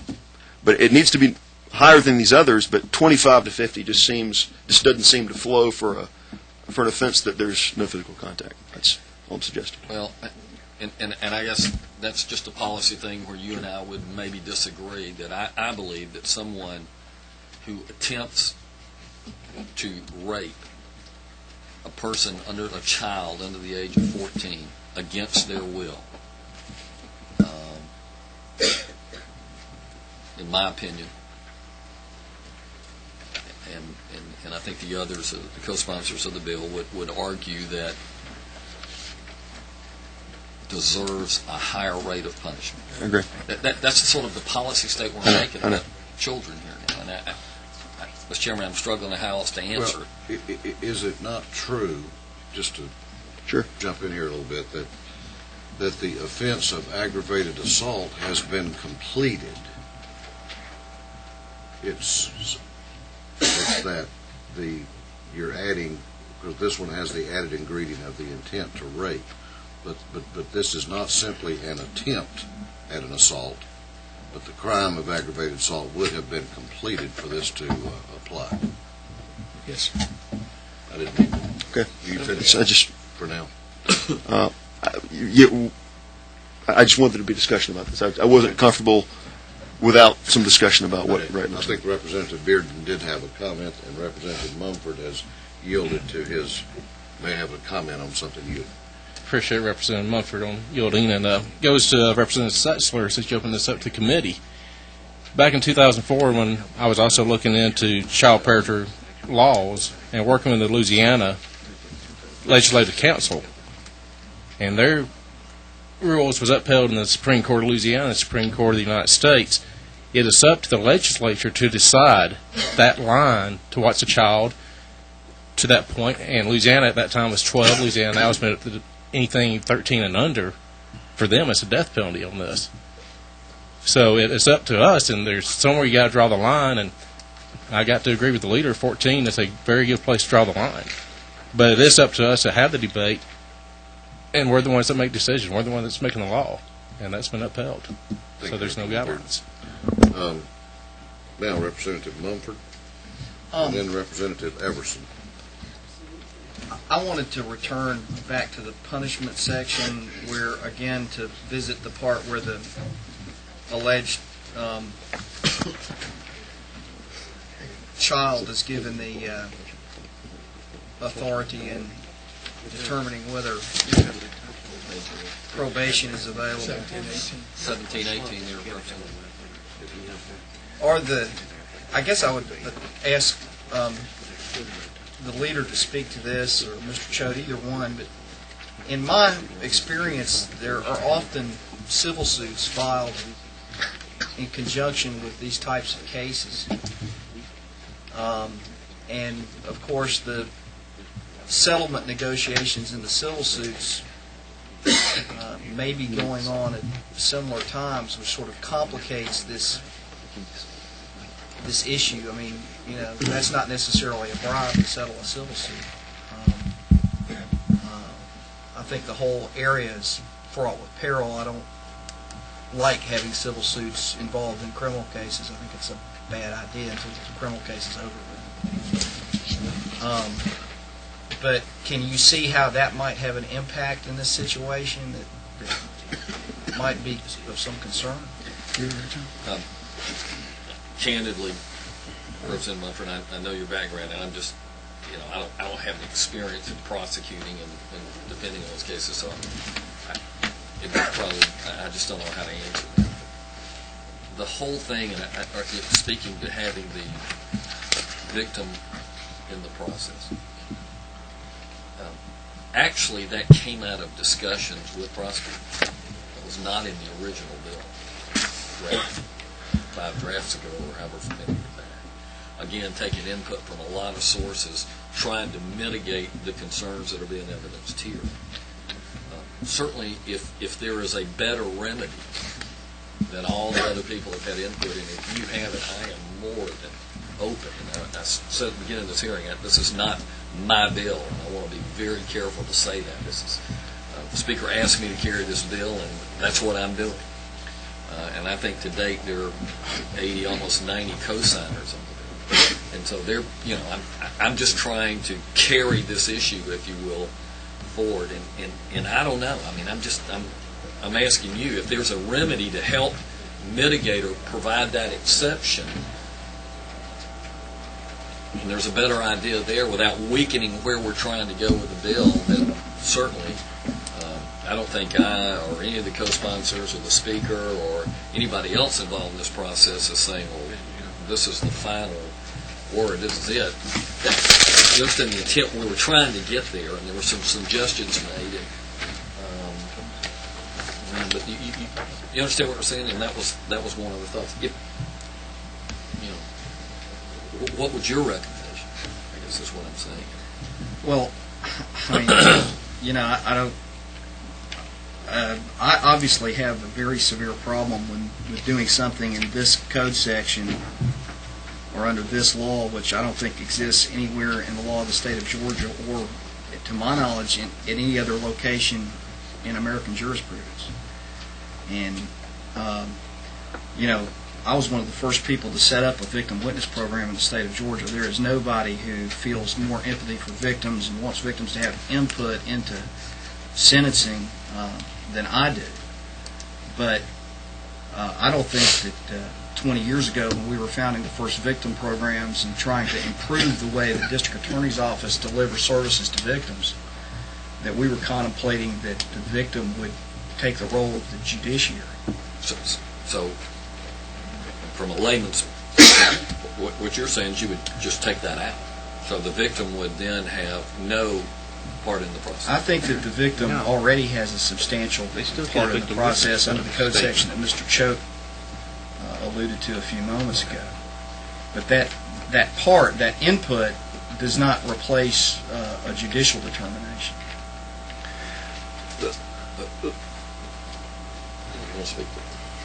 Well, the court is not required to probate even if the conditions are met.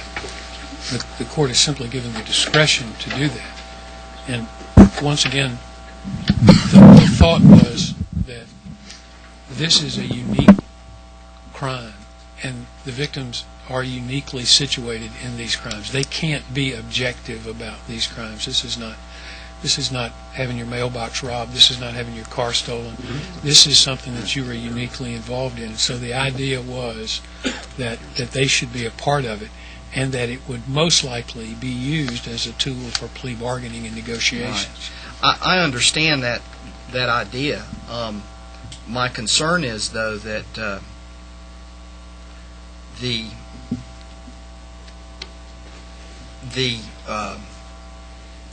crime victims in every case are important and unique. And every case presents particular issues. There's fact issues, there's background issues, there's just a whole panoply of things that need to be considered in any criminal case. I mean, I've dealt with literally thousands of victims of crime in my career, and each one of them comes to the courthouse with a particular fact pattern and situation, and that's where the judiciary's role comes in, is to take their input and to hear them and to provide them with justice. But I've never seen a situation where we turn over that role to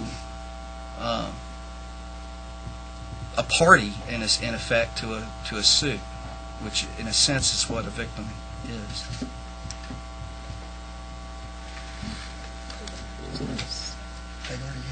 Representative Everson. That was part of the question, Mr. Chairman, on that. But I do like a point of clarification, Mr. Leader. Thank you so much, Council, for your work on this bill. Point of clarification here, the same section, line 13, the victim consents to, on page 18. Back to the victim consents to a sentence which is less than the mandatory minimum sentence which may be imposed. In the event the victim cannot be located, such facts shall be presented to the court, and the victim's consent shall not be required under such circumstances. My question is, normally after a horrendous act such as this, the victim is very much traumatized. In your research, did you consider the mental status of the victim? When you... The line that you just wrote, and I'm going to let counsel address that, basically is put in there as if the victim's not available. For example, in the Jessica Lunsford case, obviously because she was killed, she's not available. Yes, that's the second line, but the first line, if the victim consents. If I might, Representative, if you look back on page 17, victim is defined. Line 20. Page 17. Page 17, line 20. And I think that in the situation you're describing, if you go down to line 29, the guardian or custodian of a crime victim who is a minor or a legally incapacitated person, if in fact the victim was so traumatized that they were not capable of making decisions, then I think the court would appoint a guardian ad litem to represent them. That was the thinking in trying to include as many different potential victims, if you will, so that there would be someone. With regard to the second sentence, that was a particular suggestion from the district attorneys, and I think it comes up in the context of a mother and a child who are living with a person who turns out to have assaulted the child. Frequently we're told that the mother and child will leave, just get out of town, so that you've got a crime, you've got someone incarcerated, but you don't have a victim around. And those crimes are still prosecuted. So in that case, if the district attorney was going to prosecute the crime, and the district attorney it met the other criteria, then the district attorney wouldn't have to not be able to enter into a plea bargain if he didn't have the victim. And we were informed that, and I was surprised, but we were informed that happens more frequently than I would think, or than that you would have thought. So that's the reason for that particular language in there. It was in consultation with the district attorneys. Chairman Bordeaux, to be followed by Chairman Knox. Thank you, sir. Following up on what we were just talking about with the definition of victim,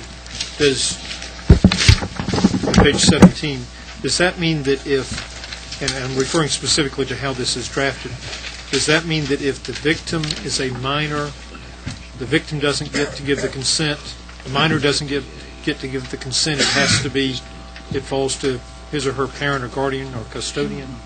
Do you understand what I mean? I'm sorry, I was asking counsel a question. I wanted to be able to respond. Sure. Would you mind repeating it? Yes, sir. On page 17, when we're defining victim and who can give the consent. Yes, sir. If the victim, the crime victim is a minor. Yes, sir. Does that mean that whatever that's called, paragraph C, applies? Yes, sir. So that it's not the minor who's giving consent, it's that minor's parent, guardian, or custodian? Yes, sir. And those definitions came from the Victim Crimes Bill of Rights. It's already current law in Georgia. We were trying to create some consistency in that. Then would it be more clear at the appropriate time to change line 21 to say a person against whom a crime has been perpetrated unless that person is a minor? To clarify that? Well, as I said, we took it out of current law, and we thought that that was clear because it's already in current law and hadn't been questioned, and to my mind has not been ruled to be. We can certainly, I mean, that's certainly. I just don't understand. Sort of belt and suspenders sort of thing. Yeah. Right. But is the author's intent that if the victim is a minor, Right. it's not the victim who can consent, it's his or her parents under C? Right. I would have no problem with that change. Thank you very much. Chairman Knox. Chairman,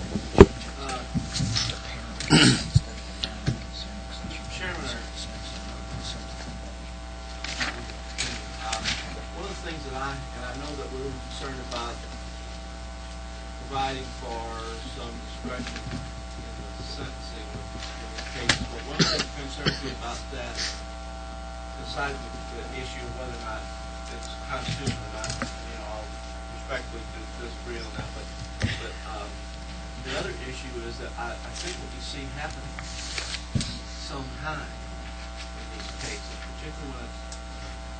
particularly when it's a familial offense rather than stranger offense, is that after good old Uncle Harry has been found guilty of that offense, family members often want to try to short-circuit the process and make sure that Uncle Harry doesn't go away for 25 years.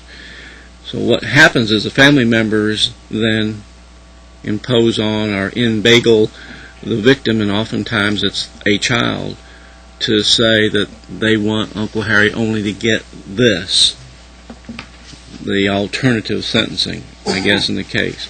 It seems to me that it already happens, but it seems to me that it's in victim witness impact statements. And it seems to me that that's putting an awful lot of pressure on a child who's already been subject to this kind of abuse. And then further to put the responsibility on them for deciding, basically, and that's what's required under this code section, deciding whether or not Uncle Harry's going away or Uncle Harry's going to get a pass this time. I'm thinking that's an awful lot to put on a 8-year-old, 10-year-old, 11-year-old, 12-year-old, whatever. So I don't know whether, Mr. Chairman, whether or not you want to. I think that may be this may be a section that could be amenable to amendment, at least on that part of it, as far as the victim's consent is concerned. But I don't know whether the chairman, and maybe you can give us some guidance on this. Is it your idea to go through the whole bill first and then come back and see if we have amendments, or do you want to try to address those as we go through it? I think I'd like to come back on amendments. I do agree with you that I think we will revisit this section. I don't have anybody else wanting to discuss this section. Before we leave, I'm going to ask Mr. McDade to do something I know he finds it hard to do, and that's to be brief. Talk to us about the interplay of the Victim Bill of Rights that this legislature passed a number of years ago in terms of notifying and how you involve a child in the process in a case like this. I don't think it would be appropriate to go forward in any case without having a child involved. In fact, most people, you can't literally prosecute the case unless you have a very close relationship with a child with the case. That child has to trust. That child has to put their innocence again in the hands of an adult they don't know. And if you have a relationship with that child, you understand that child, you can't prosecute the case. But I don't mean to cut you off, but in the interest of time, I know what you're saying in terms of trial strategy, but let's say that there's going to be a plea here, and there's this discussion about first offender, or I'm sorry, probation. How does your office interact with the child in terms of their input on a plea? Depends on the age of the child. But if the child is of an age where I think you can have a reasonably appropriate conversation with them, you never try to leave it up to the child to decide what the outcome of the case should be. For that reason, Representative Knox said further victimizes the child.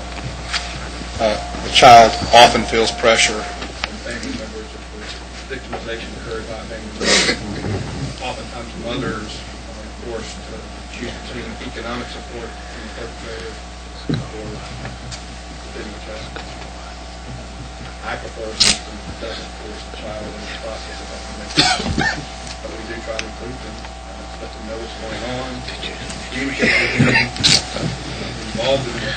Do you weigh their input? Absolutely. Is it your experience that courts weigh their input? We're going to come back to it. Vice Chairman Mumford. You have a victim impact statement that I think you're required to give to the victim and then is returned to you. Is that correct? Sir.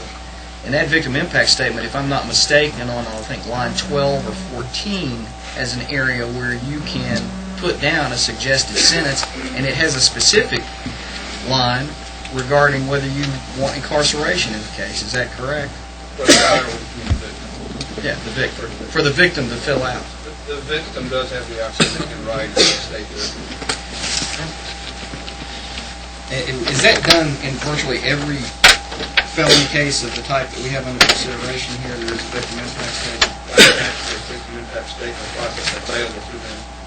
And all candor, in child abuse, child victimization cases, children are able to communicate with their providers.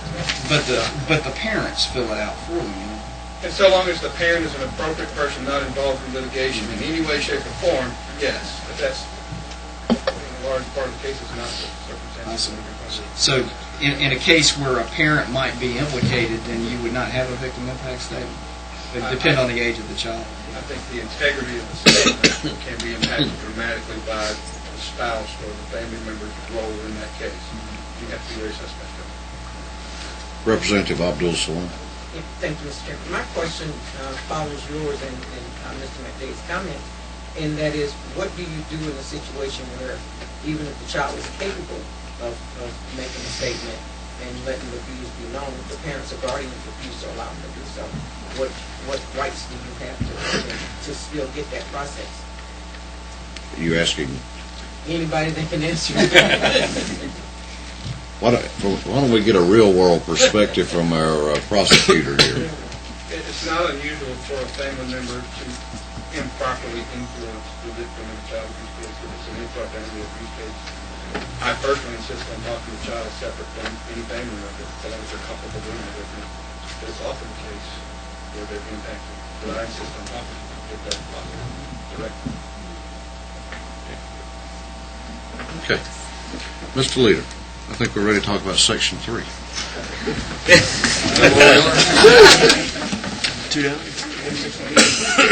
Rolling right along.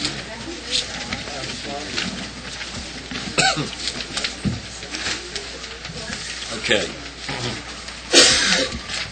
When last we visited, all right, Section 3, page 5. Basically, this section, and there's some changes from the previous draft, I believe, in the section, counsel. Is that correct? No, this is the same. It's the same. This is the same as it's been. All right. It as far as kidnapping, it changes the sentencing provisions. If the victim is 14 years or older, it's 10 to 20 years. I believe that's current. Is that correct? Right. That's current code. What we're doing again, if the victim is less than 14, and we're going back to that age bar, then we're raising the sentencing or the punishment from 25 to 50. Life imprisonment or death if the kidnapping was for ransom or the person kidnapped received bodily injury. That's current. And that's current code. Would it be fair to say, and I'm not trying to short circuit by any means the discussion here, that Sections 3 and 4 simply do the same as for those offenses as Section 2 did for aggravated assault with intent to rape? Yes. Based on the age of the child. Right. Okay. Anything further you want to say about Section 3? No, sir. Chairman Bordeaux. Thank you, sir. With regard to kidnapping under Section 3 and false imprisonment under Section 4, what's that got to do with sex? Oh, I mean, you can kidnap someone and have not a sexual predator, not be a sexual offender. None of this has anything to do with sex. If I might. Yes, sir. Once again, in talking to some of the district attorneys, I don't know whether David and I talked about this, but you see this type of either kidnapping or false imprisonment in conjunction with sex. For example, some of the prior crimes of the fellow who was convicted of killing the woman out at the softball field at Emory 10 years ago. His prior convictions had been for false imprisonment, and he had taken victims and tied them up in the basement, and he had been discovered before he had actually been able to engage in sex with them, but they were committed to the fact that that's what in fact the crime was. But this is the crime he gets charged under. Once again, you're simply taking existing law and saying that when you do this to a child under the age of 14, the penalties are going to be severe.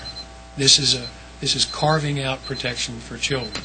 Existing law has not changed. The only thing that's changed is if the victim is under a certain age, then the penalty is going to be enhanced, and we're going to create a presumption that you should be penalized for that. But doesn't it do more than that, though? I mean, and forgive me again, and this may not have changed, but this is the first time I'm reading this. Hasn't changed at all, actually. This hasn't changed since the original draft. Persons convicted of the offense of kidnapping shall be punished by life if the kidnapped person has received a bodily injury. That's new, has nothing to do with sex. Except you say in some instances, in many instances, it also involves somebody the kidnapper is also going to do something sexual to the victim. That has nothing to do with the age of the victim, though. It's not about a child. It's about whether the victim has been injured in some way. Same thing with number 3 on line 22. If the victim was kidnapped for a ransom, regardless of the age, there's life in prison. Oh, I see. I'm sorry. I see this is broken down. All we did was rearrange it to make it more understandable. I'm sorry. It's current law. Is there any definition of bodily injury even under current law? There's some case law. I would say. Let me also point out that under current sexual registration law, if you are convicted of either of these offenses, you are required to register as a sexual offender. That's been the law for 9 years in Georgia. Is that for the reason you stated earlier that somebody I assume I wasn't here in '96 when that was passed. but I'm assuming that was the presumption, but that is a function of current law.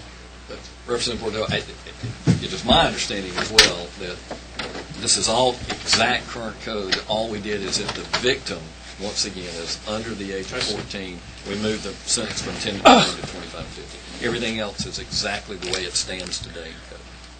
All right. Thank you. Thank you, Mr. Chairman. Representative Cecil.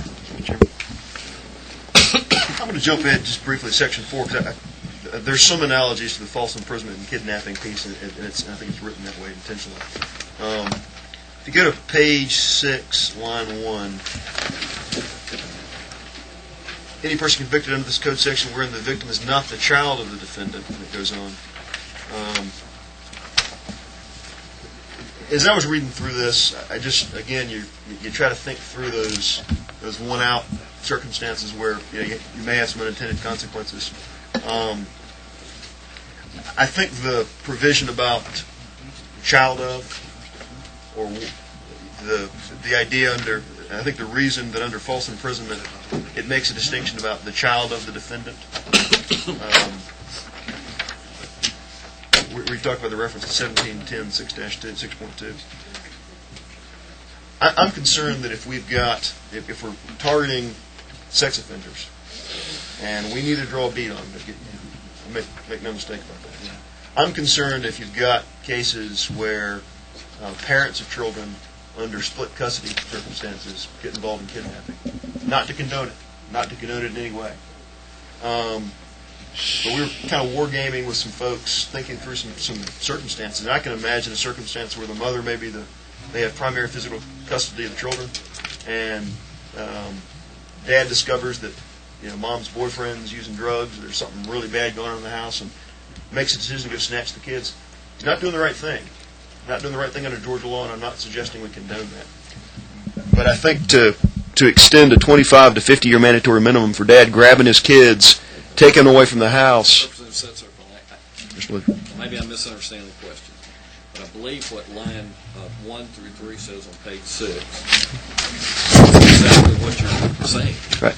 It's saying that, and the victim is not the child of the defendant for the exact reasons you're pointing out. Exactly. So we take that back to Section 3 for kidnapping. That language doesn't apply to kidnapping. That's my concern. It's carved out that way under, and it might just be an oversight. You see, it's under false imprisonment, but not under kidnapping. If you kidnap your own child, you go to prison. Right. And that may be an oversight. I mean, with the size of this bill, it's something that caught my eye as I was reading through Section 4. Part of the confusion here may be that we were trying to mirror the current sexual registry law, and this language is in that law. Sure. And it may have been. We were trying to keep things as consistent as we could with where they are. You know, once again, the concept is that to take current law and simply look at an enhanced penalty for children who are victims. Understand. And references to these particular code sections came from an analysis of the current sexual review registry, which in some cases was fairly vague. It didn't. There are no citations in current law to code sections. There are simply statements: if this happens, if this happens, if this happens. So what we were trying to do was, and if you look in the new revised sexual registry list, rather than simply making statements, we've tried to list code sections to be more precise. So this is really an effort to take existing law and make it more precise and tie it to what the crimes in Georgia are, as opposed to just a vague definition, which is what current law has. And I would just offer that. I know this isn't the appropriate time to address that, but as we come back through and are entertaining potential amendments, I would recommend that we consider that is not the child of under Section 3 kidnapping, and possibly consider is not the child or legal ward of.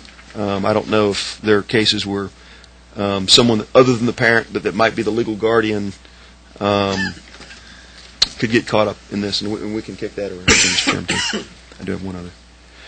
Mr. Chairman, I do have one other point I'd like to make, that, or at least discuss, that I think addresses Representative Bordeaux's concern. On page 5, lines 26 and 27,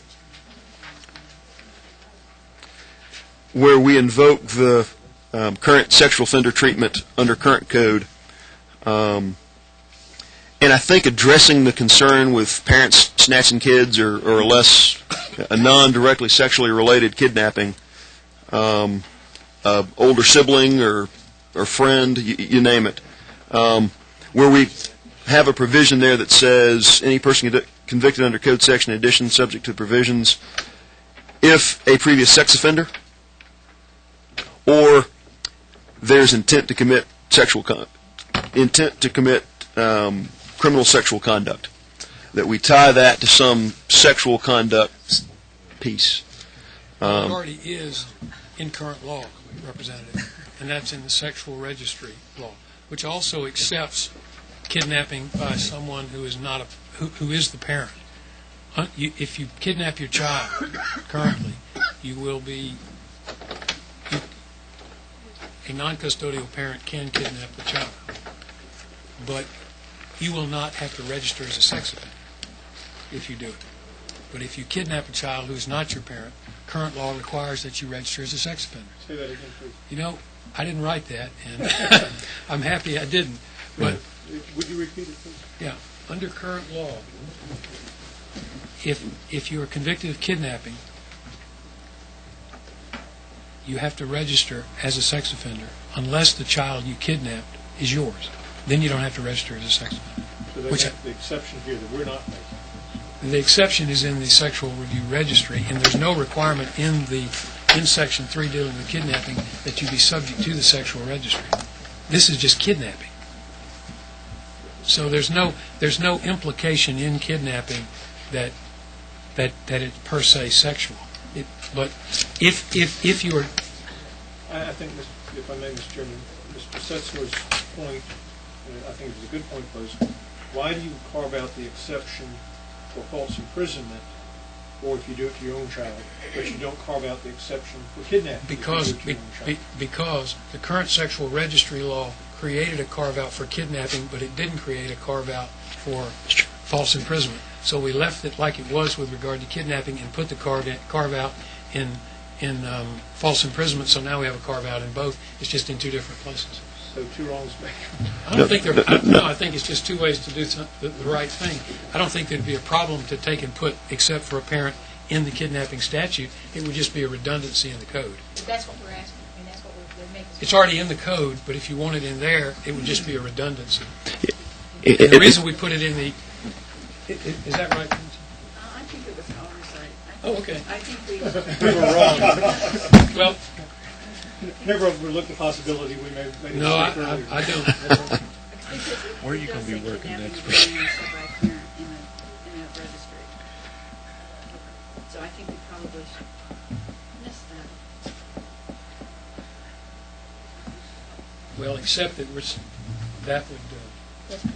I don't think it makes a difference insofar as the punishment, because we haven't changed... We haven't created any sexual registry exposure in either one of these crimes. That's created in the sexual registry law. Mr. Chairman, if I could follow up, Mr. Chairman. It's related, just to... Hang on one second.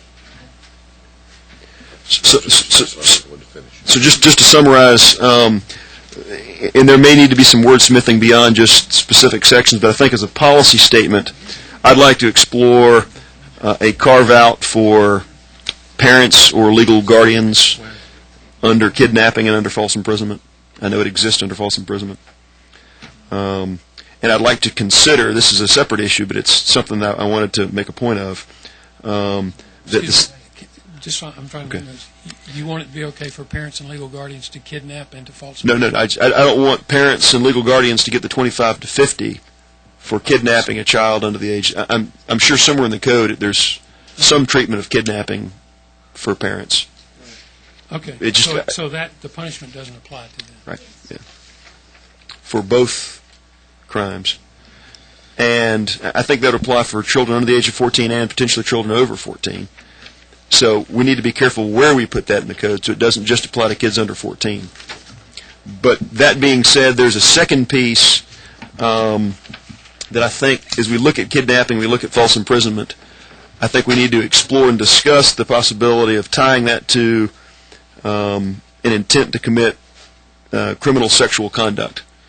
I can envision a sibling or someone kidnapping a kid, potentially same sex, for very different reasons. It could be a gang kidnapping, and I'm not suggesting that's not a big deal. I'm thinking through different crimes that aren't of the sexual nature that might not lead to registry for a series of 4 or 5 males that kidnap another male for a period of 24, 48 hours.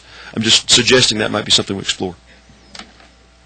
You know, there's another guy we take as an outgrowth of a fight. We grab him and drive off with him, and it's called, quote, kidnapping, but there's nothing of the sexual nature. There's no credible intent to commit criminal sexual conduct.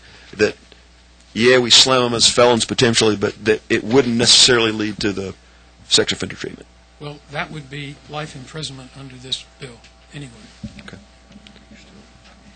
Under current law. Well, and again, I'm not suggesting that there shouldn't be a stiff crime for them, but I think in cases where that could be probated or in cases where they might serve something less than a full life sentence, sexual offender treatment, I think, needs to certainly go with sexual deviancy, not a group of unruly males doing unruly things to other males that aren't sexually related. Well, just so I can make sure I understand and to let you know that under current law, kidnapping is one of the 7 deadly sins. Mm-hmm. And so if you're convicted of kidnapping, regardless of who you are, there is no probation, there is no first offender treatment, there's minimum mandatories. Sure. And all we have done is created a minimum mandatory All we've actually done is raise the minimum mandatory from 10 to 25 years. That's the only effect of the change in the kidnapping. For children under 14, what I'm suggesting is if two 18-year-olds kidnap a 16-year-old, drive off with them, they get convicted, get sentenced to 10 years, they do 10 years hard time. When they get out of prison, that if it wasn't a sexually related offense, they not be tagged sex offender for life at age 28 because they committed a gang crime at age 18. Well, that's been the law in Georgia for 10 years. We would have to change what the law on sexual registration has been for 10 years. And I think that once again, the provisions of the current law that we've incorporated in this law are required by some of the federal laws in order for us to get matching funds under federal grants. So the current law and the things we've kept in the current law are in large part dictated by what federal law is. And this is one of them. But I don't know, and if it's not the case that every case of kidnapping or false imprisonment is required under federal law to lead to sex offender registry, if that's not required, then I would suggest we at least contemplate, unless there's intent to commit criminal sexual conduct in the offense, that the person could potentially not have treatment as a sex offender for life. That's all I'm suggesting. Well, once again, it's kidnapping of a minor, and that's where the sex offender registration comes into play. If it's a minor, except by a parent, then in addition to everything else, the sex offender registry comes into play. And candidly, under current Georgia law, registration on the sex offender registry is the least of all the punishments that someone convicted of kidnapping gets. And Mr. Choate, even if they're a minor. I'm just saying. So I understand it. I had to excuse myself, but that is current code. Is that correct? It is. That's currently the law. That's currently the law. And all I'm suggesting is that kidnapping by 15-year-olds of a 13-year-old here would trigger Senate Bill 440, 10-year mandatory minimum. But when those 15-year-olds are tried, sentenced to 10 years, do their time, if that kidnapping wasn't sexually related, then we ought to consider having them not registered for life just because they're caught up in this provision. That's all I'm suggesting. Thank you, Representative Setzler. Vice Chairman Mumford, and then Chairman Knox. Leader, I've got most of my questions are, as we go through these sections, are going to be similar, basically because I want to make sure that I understand absolutely what the law is now and what we're going to. And I know that we've just covered some of this ground, but if everybody will just bear with me just a minute. It's my understanding that kidnapping currently carries 10 to 20 years, and that there is no parole for the first 10 years because it's a 7 deadly sin. Correct? I'm going to yield to Legislative Council. I believe that's a true statement. And I would also, persons between the ages of 13 and 17 years of age charged under this statute are subject to being tried as adults. Correct. And subjected to that 10-year mandatory minimum. Correct? Yes. Okay. And I think they're subject to that at the discretion of the district attorney under current. Is that correct? If it speaks to current law, I would yield to counsel on that. Kidnapping is not in 151128 of exclusive jurisdictions. Is that what your question is? Well, so what's the answer? My question is... Kidnapping can't be, a 13-year-old would be designated felony. It would not be Superior Court jurisdiction. Okay. So it's not one of the 7 deadly sins? That's correct. Kidnapping is not a 7... It's not a 7 deadly in terms of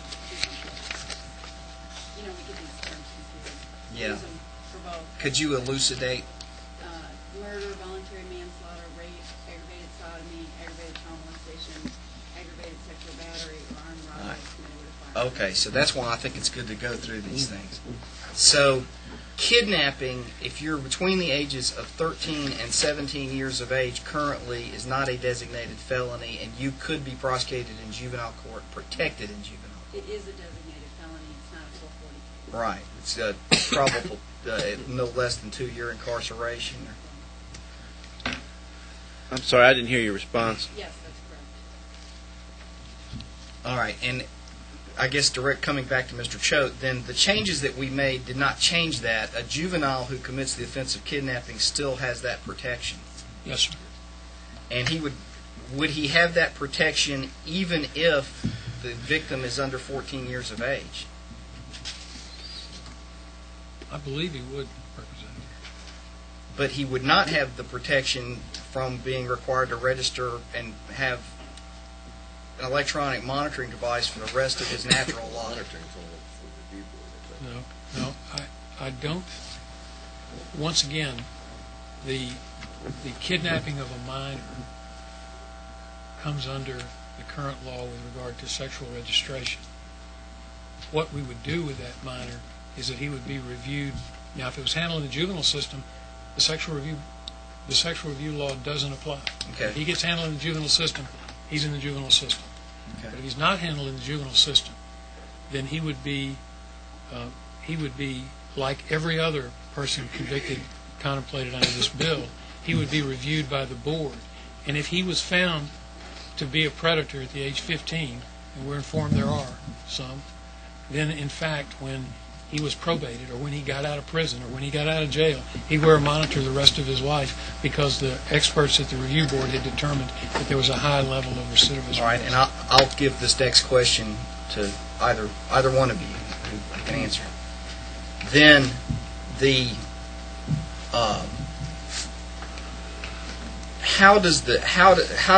is there any possibility of a child between the ages of 13 and 17 being prosecuted as an adult for kidnapping? They will go to juvenile court and they will be treated under the Designated Felony Act. Is that the law?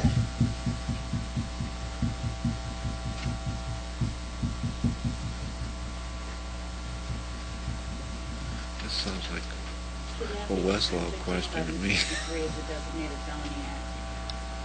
Done by a child 13 or more years of age. Correct. Meaning that the district attorney can ask to have it transferred to Superior Court? It's exclusive jurisdiction of juvenile court. Cannot go to Superior Court. That's correct. All right. Someone in the back shaking their head, suggesting it can. I had a case transferred, a kidnapping transferred to Superior Court. They can transfer any case they choose to. They can bring an indictment on any juvenile court. But the exclusive jurisdiction is just on those that she presents. Thank you. So it's subject to being transferred at the discretion of the district attorney. Yeah. I think that's correct. That's what I think. Is there any aversion to carving out some sort of protection for juveniles between the ages of 13 and 17 that would prevent them from being subjected to this statute? Under the kidnapping? Under kidnapping, and I guess we're actually talking, as I understand it, we're actually talking about, it doesn't matter whether they're under 14 or over, except that the under 14 would have the extra enhanced sentence, but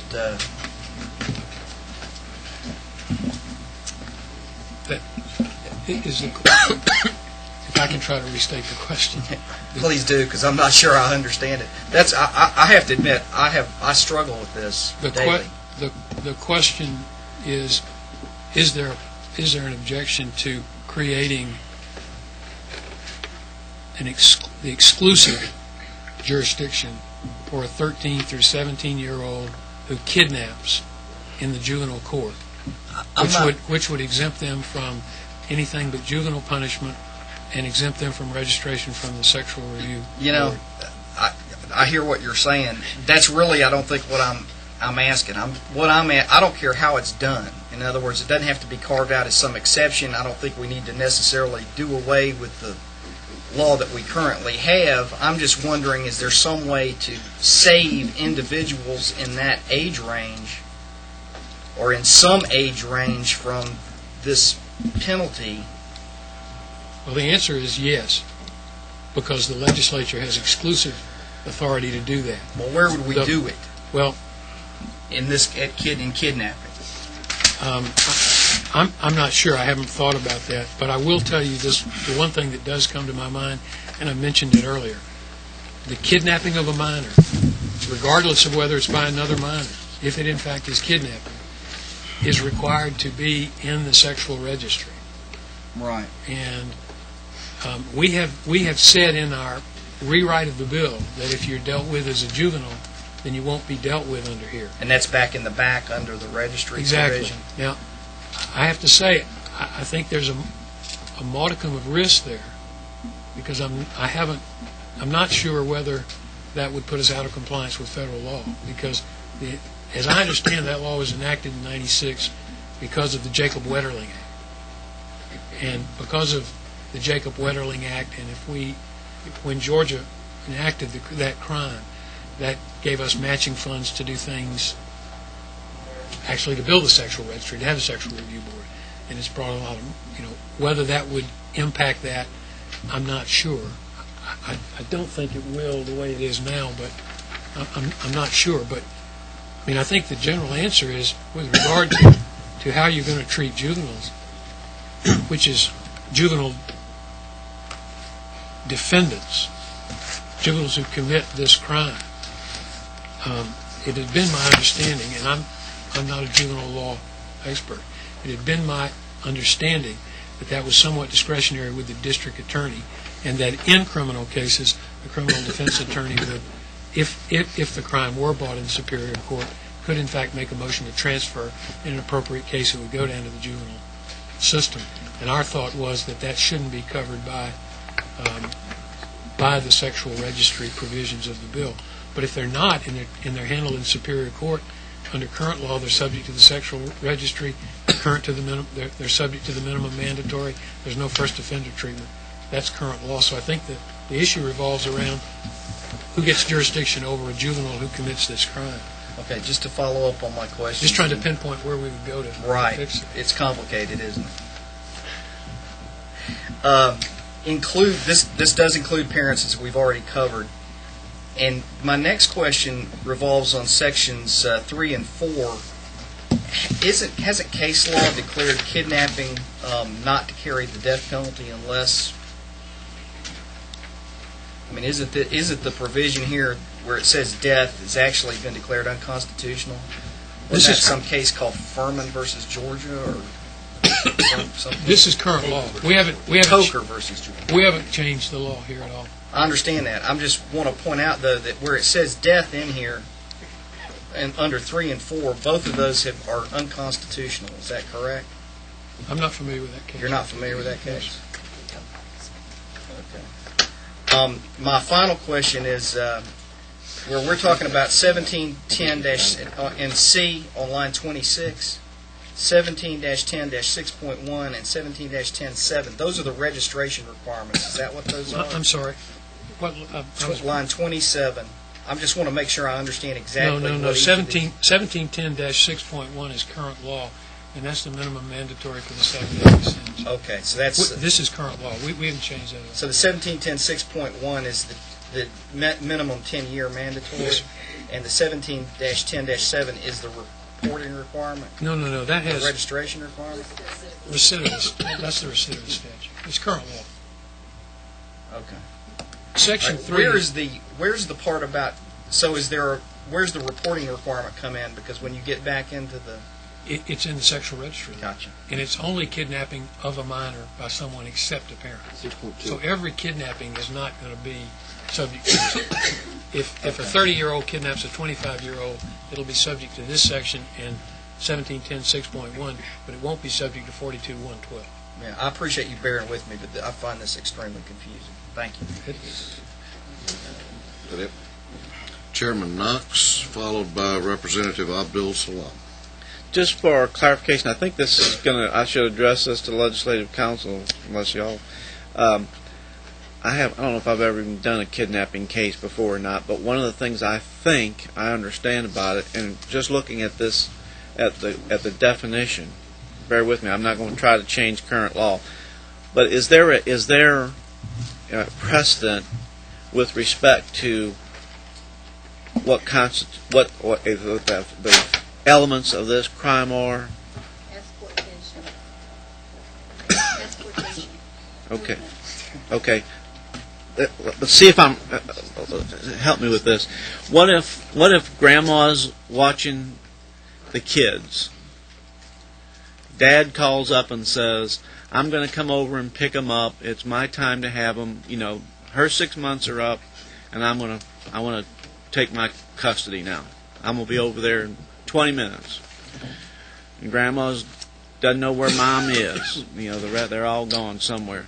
She takes the child, goes over into the next room, closes the door, and hides the child in the room. Dad shows up and says, he's not here. Not here. Under this definition, unless there's case law to the contrary, isn't that kidnapping? Doesn't that contain the elements of a crime for kidnapping? It's against the child's will. She doesn't have a legal right to hide the child from the father, and she's moved that child from one place to another. Doesn't say you have to go across the state line or to another country. It just says you have to move them. Doesn't say how far.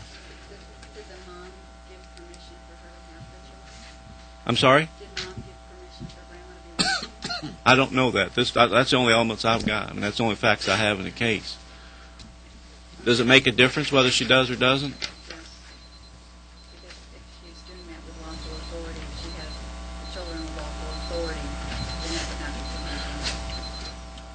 She have the lawful authority to hide the child from the father who is entitled to have custody at that time. Whether the mom can't give her authority to violate a court order. That would be a domestic issue, I think, as opposed to a criminal. Well, it would be a domestic issue, but it's also a crime if it constitutes kidnapping. If it has the elements of the crime of kidnapping, and she can't, even if Mom left the children with Grandma and said, Grandma, you take care of these kids, and I'll be back in 6 months or whatever. If those 6 months are up, Dad's now got custody under a court order saying, June the 1st, it's your turn to have the child, and he comes over to get the child, and Grandma hides the child, she's violating the court's order, and she doesn't have lawful authority to do that after the period of time for which she's been granted that authority by the person who had the authority to grant it. I believe that's contemptible, but not criminal. I think it's both. I think it's both. The grandmother situation. Why not just the mother whose custody ends on or physical possession ends on? Well, because I think then you've got you've got the parent. That's the cutout on this, isn't it? That's not cut out on here. What point are you getting to? Well, my point is that you put Grandma in the position of having to face a sentence of 25 years for kidnapping or for imprisonment, either one, because she put the child in the room and shut her up in there and not going to let her out until Dad's gone. Doesn't say how long she has to be in there. It doesn't say how long far she has to move her. Doesn't have to be any violence done. It just has to be done. And it has to be against the will of the child, I guess, and that's a factual issue. Correct, Dementi? Are you nodding agreement? I'm nodding in agreement. Okay. I know there's prosecutors here, so they might be better. Well, they don't know anything. They don't know anything about this. You know that. They don't know anything about this. Well, I guess my point is, do we have any?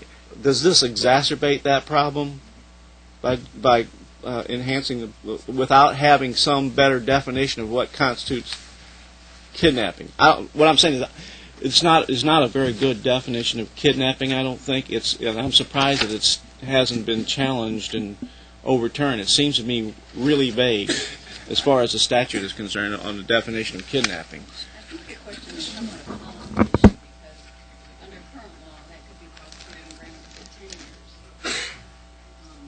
So the issue is whether or not you want to put more qualification on the circumstances in which you would impose 25 years. Yeah, well, I'm saying, my question is, does this exacerbate the problem of vagueness in the law in that it allows for things to be prosecuted that we're not looking at as crime. We don't really want somebody who's just picked the child up and moved them, and it's basically a custody dispute, but it's also a criminal offense if they do it under that scenario that I just outlined. All it does is change the penalty. I understand that, but I think it makes it that enhancement could makes this makes it more problematical, I think, from both prosecution and defense standpoint, when it's 25 years as opposed to 10 years, and we're talking about mandatory minimums on, Grandma's just trying to help the child, but she could get prosecuted under that scenario. I think it's a policy. Okay. Thank you. Representative Abdul Salam. My question goes back to to the previous discussion to Representative Knox.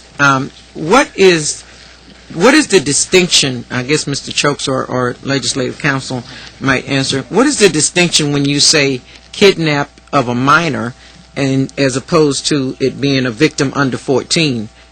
What is that, if it's a minor and it's not under 14, then what happens?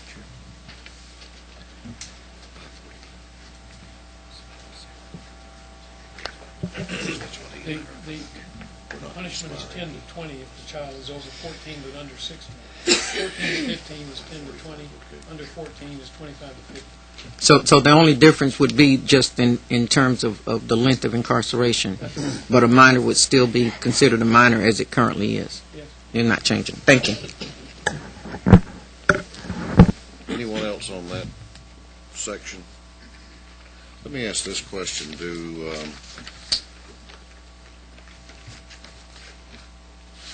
We sort of talked about 3 and 4 together. Does the committee feel comfortable with our discussion on section 4, or do we need to have a specific discussion about that section now? Chairman Bordeaux. Mr. Chairman, I don't want to belabor the issue, but I do want to make sure that I understand what the crime of false imprisonment is. It's something I seldom see prosecuted. I see it as a tort, certainly, but maybe if we could just talk very briefly about what the crime of false imprisonment entails, what it's all about, so that we know how it's effective. Sure. Did you want to hear the author or Mr. Choke? Before I do that, before I do that, let me recognize. Did you have something, Chairman Knox? Just on this section 4. Okay. Yeah, I just want to ask. So we haven't addressed it before, so it's not. Well, it sort of overlapped with 3, yeah, okay. So we're going to now take it up. I believe that the elements of the crime are on page 5 at lines 32 through 35, and based upon my memory of tort law, they mirror the elements in tort law, and like many crimes, there's a corresponding civil right where there's also a crime. But it is essentially a violation of the personal liberty of another without legal authority. I think it is. The idea was that, number one, it's mentioned, once again, I go back to the sexual registry law, which we have in place right now. And if you falsely imprison a minor, except if you're the parent, which sounds to me like an oxymoron, but if you falsely imprison a minor, then you are subject to the Sexual Review Registry. Is the basic difference between kidnapping and false imprisonment is that with kidnapping there has to be an asportation, I think so. Moving, and with kidnapping it's got to be against the will of the person. Yes. So if I just, I guess, find you in a room without legal authority, and I've not moved you, and you, even though you've not objected, I'm guilty of false imprisonment. I think if I were going to put Representative Knox's example in a cubbyhole, that's the one I'd put it in as opposed to kidnapping. Okay. Now, notwithstanding the fact that the child was moved from one room to another, I think that's not a cognizable distinction. But I think that if you were going to say there was a crime there, that grandmother committed a crime, that it would be false imprisonment. If a security guard at a store thinks he's got a shoplifter and tells that shoplifter, the alleged shoplifter, to sit down in this room, I want to question you, that could be false imprisonment if he's acting without legal authority. I think that's the context that I see it most in the advance sheets and the reports. Yeah. And if that store security guard does it to a 13-year-old alleged shoplifter, he could be subject to the sentencing punishment provisions of 1710 6.2 under the new language. That's right. All right. Thank you. Actually, I was going to raise sort of the same issue about that. And I'm I'm sorry. I think it is on. I was going to raise the same issue, but with respect to law enforcement, I'll say often. I'm not sure how often, but oftentimes, when they pick up juveniles, there's a question about whether they know that they're juveniles at the time, or whether they'll even say that they're juveniles. And I've seen cases where they hold them in jail, and all of a sudden they figure out, oh, criminy, this person's only 15. We forgot to ask. Oops. Are they subject to this? Would that law enforcement officer be subject to this code section then, and be subject to? Well, I think it would devolve around whether they held the person there under quote unquote legal authority, and certainly they would be acting under legal authority, whether they acted properly. I'm not familiar with the law you're talking about for the juvenile.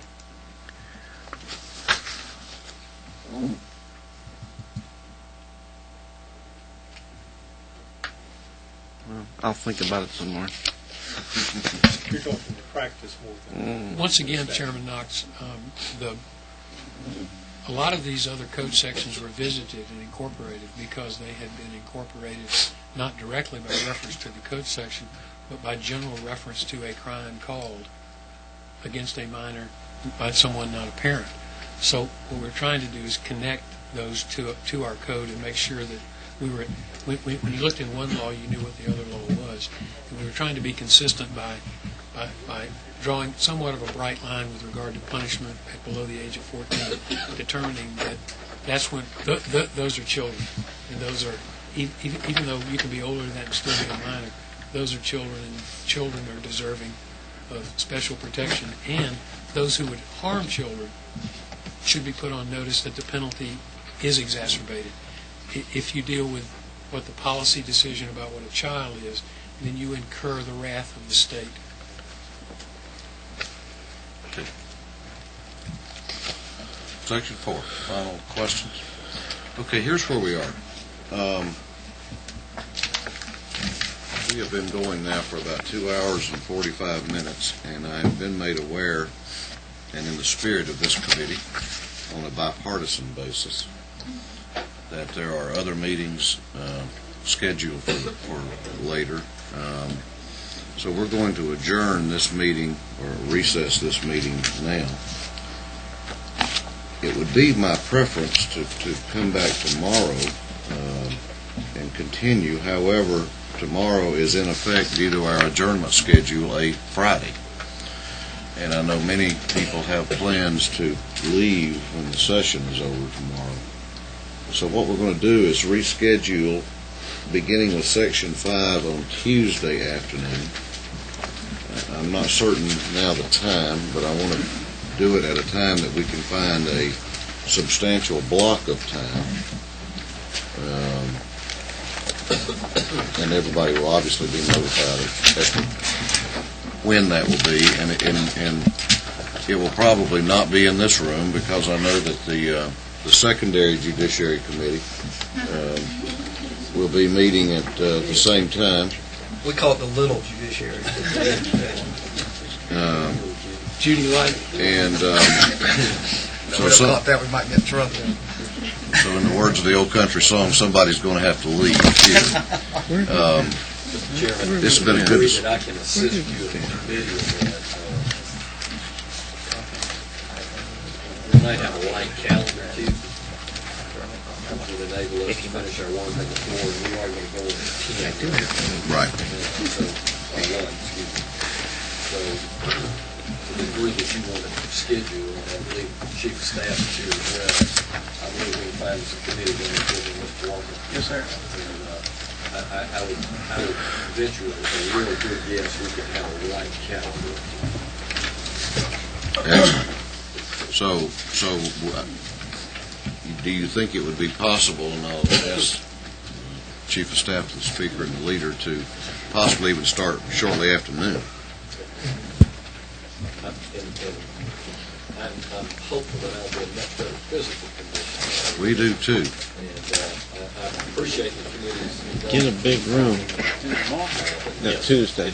At your discretion. Next Tuesday. Get a big room. so that the press has a place to It's sit. been a good discussion today, and I want to thank the leader and Mr. Choate. So the and press members has a of the place committee. to sit. We thank you very much. We stand adjourned until further call.